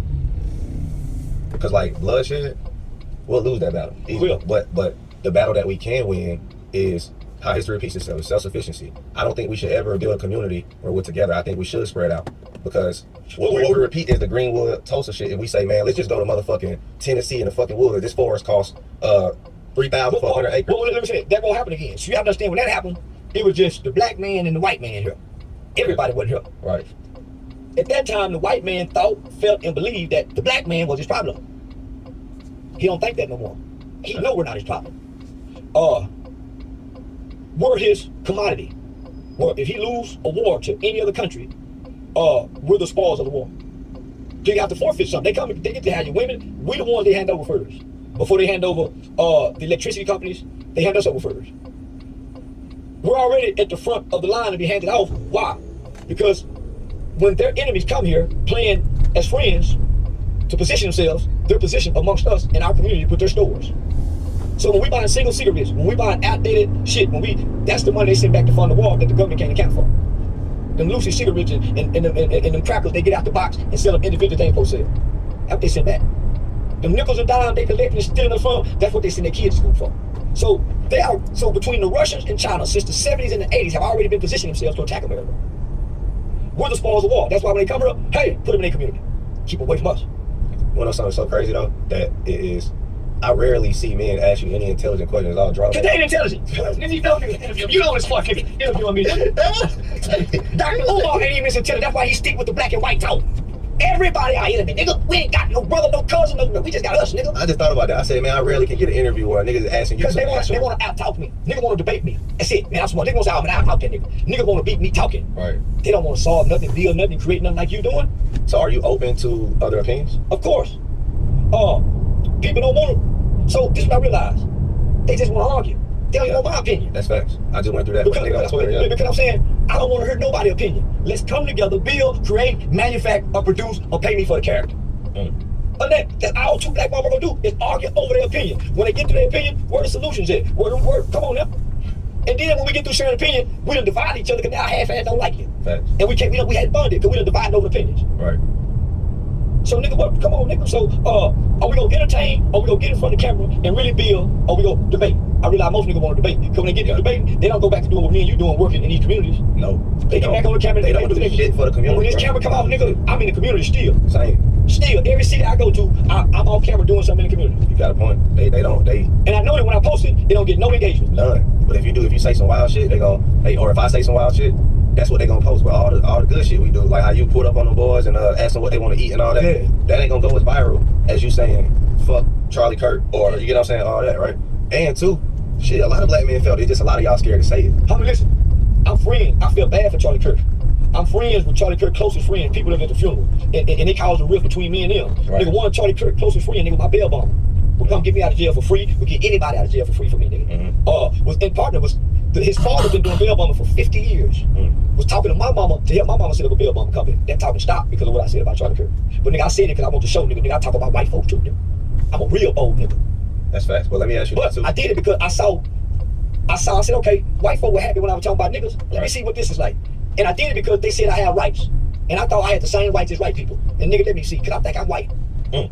So I exercise rights like I'm white, nigga. You say I can't say it, my white free speech say I can. So let me show you, nigga. I lost over $150,000 in shows because of that. Damn. But I won white folks' respect.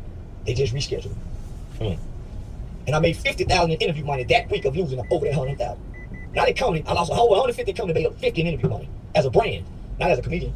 Met with the ANC, they said no. EFF met with the ANC, they said no. PA met, they met, we said yay. Now she comes here. We have been telling people this thing is pure racism. Embarrassing the African National Congress. You know, I must today say something. During the negotiations, I've never seen the ANC being so generous in listening to views. And now Helen Ziller rocks up and says, nothing happens without me. It is the Mises mentality which took us to exile. She needs to stay away from this thing, because in the spirit, now she talks about clause 24, clause 54, clause 24. The best example I can make you. If a girl, if you decide to marry a girl, the two of you say we're going to get engaged. That's what happened here. The intent is to get married. If that marriage doesn't happen,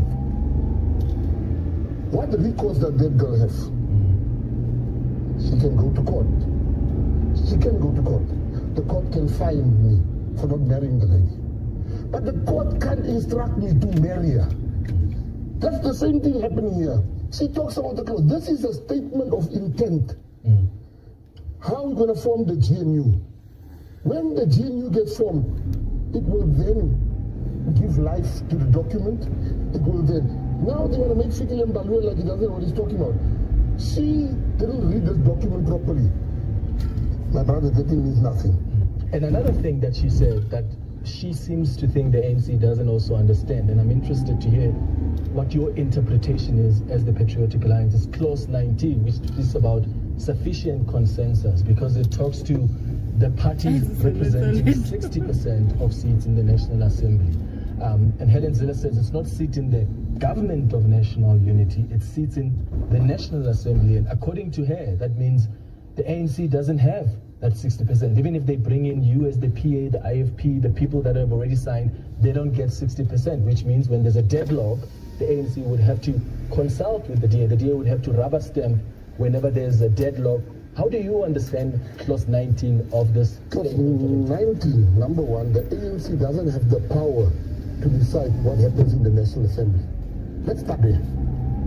So how can the ANC bring out a document that says all the parties in National Assembly? Since when does the ANC decides for the Freedom Front Plus or for the EFF and for the PA for that matter?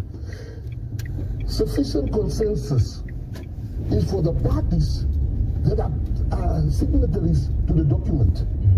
She's now realized what she's done. That Fikile Mbalula and his negotiators has got the upper hand. They outplayed Helen Zeller. She's trying to ridicule them here on your show. I watched the show. She's trying to make them look stupid. She's trying to make that esteemed team like didn't know what they were signing about. The ANC, the PA, the PAC, we can form 60% of sufficient consensus in the GNU. In the GNU. Where does she get these things? Here's the issue. Helen Zeller knows that, you know, for me, somebody said something so profound. Helen Zeller said nothing different than what former President Jacob Zuma said. He said this is a coalition. By her saying that nothing can happen without her, it makes it a coalition. She wants in your career is like timing. He's not a tall guy, and he doesn't have long arms. Like, you actually have a lot of reach. I think that's what people don't realize about you. Yeah, we'll get back to that. Yeah. Okay. but like his ability to counter. First of all, almost the entire fight was just striking, and very few kicks thrown, and it was this like impeccable timing and counters that he was doing. And Royval's long, kind of tall for the division, like quick jab. But like, what were you seeing with this Van kid? Like, that's why I kind of like to watch it back, like strategically. Just watch it on like TV, you know, and then they'll give you all the better camera angles. But exactly what you were saying, for just real Van, especially early, he was like, he was just waiting, he's patient. And Royval was using that jab, doing that very nicely, and they're just waiting for the right time to go. Or when he did decide to go first, he was really good at still bridging the gap. As you were saying, he is short, but he understands the distance. If he wants to jab his way in, or when he wants to commit, he doesn't work for me when he comes in. I'm going to make him pay, and he's quick. He can just do it like mid combo. The guy's firing, he's just going boom, boom, already free piece, like halfway through. Great balance. Oh, mate, it's incredible. And then even when he chose to go forward or go first, he did a great job of even bridging the gap to, you know, what was he doing to close the gap? When just a bridge, rather than me just stepping with, as you did a bit of boxing, back foot, and you're just sort of stepping that front foot in. Bridging's going to be more of a leap. You're going to leap everything. So your whole base has to go further. I'm that little bit further back, so just me stepping with a normal jab's going to pull short. But you bridge the gap, we call it. So that's you literally bridge your whole body, both feet. You're stepping it. Yes. So both feet end up getting right where you want to be, so you can fire the big shots as well. So this was always well balanced, like you said. It was so much fun to watch. The guy's on 3 weeks' notice, right? He had a big fight 3 weeks ago, won it in spectacular fashion, and then I think he like broke his toe. Nobody said anything about it, which I know all you guys fight injured, so it is weird. But it is cool after the fact, like when someone wins, to acknowledge injuries. But a thing I've noticed that's different, obviously, from MMA and boxing is like boxing is closer because you don't have to worry about the legs, right? So the fight is a little bit closer. Like MMA there's a little bit more distance. So when you're bridging the gap, like you said, when you're committing, you're really putting yourself in the lion's den, which you have to do because everybody you fight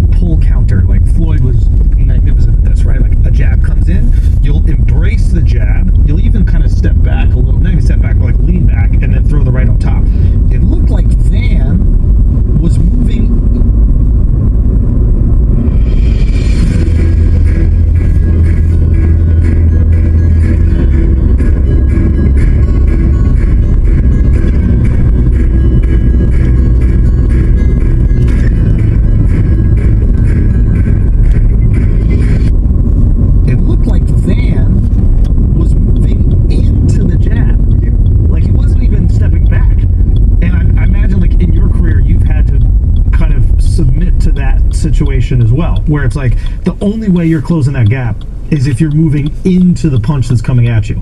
Yeah, well, it depends on who you got. Like you were just saying with him, he did a great job of still being in a position where he could, hope that jab misses or whatever it is. But you're right, he would usually throw, I think from what I remember, it was like a hook even, as he was throwing the jab, boom, boom, boom, and then just would be like a free piece as he was coming in, which was pretty impressive to land a hook in that sort of, where he was positioned.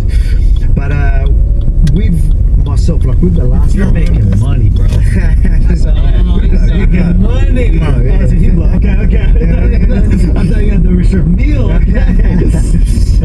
But for me, like with the last one, I had Diego Lopez, who's very similar, where he won't even try and dodge your punch, and he's swinging. If most people that want to counter, they're going to try and slip the punch and fire at the same time, if that makes sense. Where he was just, I'm just going to, as soon as you go, I'm just all offense. I don't care about defense one bit, which makes them dangerous, but obviously they can be hittable. He had a good chin. Where I just felt like Joshua Van did a great job of, just waiting for Roy Val, really committed there, and then was able to stop a counter. They weren't too far, like when you were saying with the distance. I'm not trying not to get too technical. No, being technical. But with the range, sometimes they even made they go that little bit further. Because Roy Val likes the boxing, he was like trying to just stay just out of that boxing range, but Joshua Van did a great job of just making everything he threw count at the right time. And then it looked like the round was getting away from him, and then it would just go blah, blah, blah, just to finish it at the end of the third, almost finish him. Okay, and then you've got to watch that fight anyway. Yeah, you got to. And then of course, obviously, to Puria, your boy.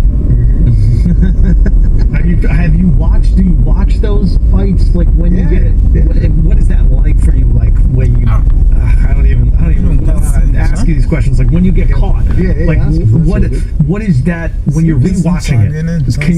Can you separate yourself from it and just look at it technically and be like, oof, I shouldn't have. Definitely. That's the only way I sort of look at it. Like, obviously, you understand Ilya's power, but with that fight you're talking about, or even with the Islam fight, the second one with the 2 knockouts, I just look at I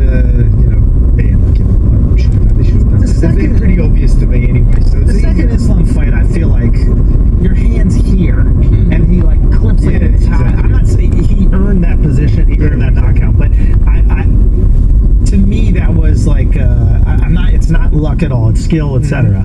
But I would say positioning wise, it's not like you were grotesquely out of position in that moment that you got caught. Well, no, exactly. Well, the difference with that fight and the first fight, I will try and I also been a bit more clever when I wanted to get into range, and I didn't want to just walk forward. On the first fight or second? The first fight. In the second fight, short notice, very very short notice. So I was like, all right, I can't just sit back and sort of just wait around and win rounds. I don't, I'm not going to win 5 rounds against Islam right now. I didn't back myself because I didn't have the camp. It was 11 days, so I'm like, you're saying cardio wise, I'm like, I'm not going to win a 5 decision against Islam. Well, the chances are a lot slimmer because I'm not going to be as fit as I. So you were looking to get him out of there. So that's what I wanted. So I was like, I'm going to press. That's why I'm going to come into range. So it means I'm going to be in range to be hit more. I knew that he would be kicking. I knew that he would spam the kicks, especially because I was going to come forward like that. And even when he was kicking, I knew he was going to still go up. You're right. So I knew that was going to come. But it was just what I hated about that is because I told myself, and this is, I guess, how I am, and I guess you need this sort of mindset and be able to do this. Whatever decision I make, that's it. I'm locking. I'm committing to that. Yeah, and I'm going to tell myself, and I'm going to believe it. I'm going to be delusional in a sense. But that's, I can be. This is going to be the most dangerous I've ever been because I'm going out there to take his head off. Haven't had a camp. I reckon this makes me more dangerous. I believed it. And then I go out there, and I couldn't even pull the trigger. And when I say I couldn't pull the trigger, right? I'm sitting there, and I'm like, it makes sense, right? You didn't have it much of a camp. Barely any sparring, and then so your timing's just not going to be there. So I wanted to be I'm going to be in his face and then just let the hands go and I'll catch him. So while I was there, and then I just could not let him go. So here I am. I just felt like I'm just standing in front of him waiting for something to happen, right? And then he was going body. I'm even telling myself he's going to go high. He's going to go high. Wait for it, and then still just takes me. I'm like, oh fuck, I was still. It's weird because I was gone. wobble? No, not really. It was like, I don't know if it was sort of went dark and then it was a loud noise. I remember just like this weird noise like that. And I remember, it's hard to explain, but then I'm done, oh no, I'm rocked. Like I remember, I'm like, no, try and survive. Next minute I'm on the ground, like, just try and survive. I don't think my body was doing what I wanted to do. Yeah. And next I'm just wobbling around. But it's, but yeah, that's the game we played. Yeah, you know, and then, alright, I'm getting real technical today, but with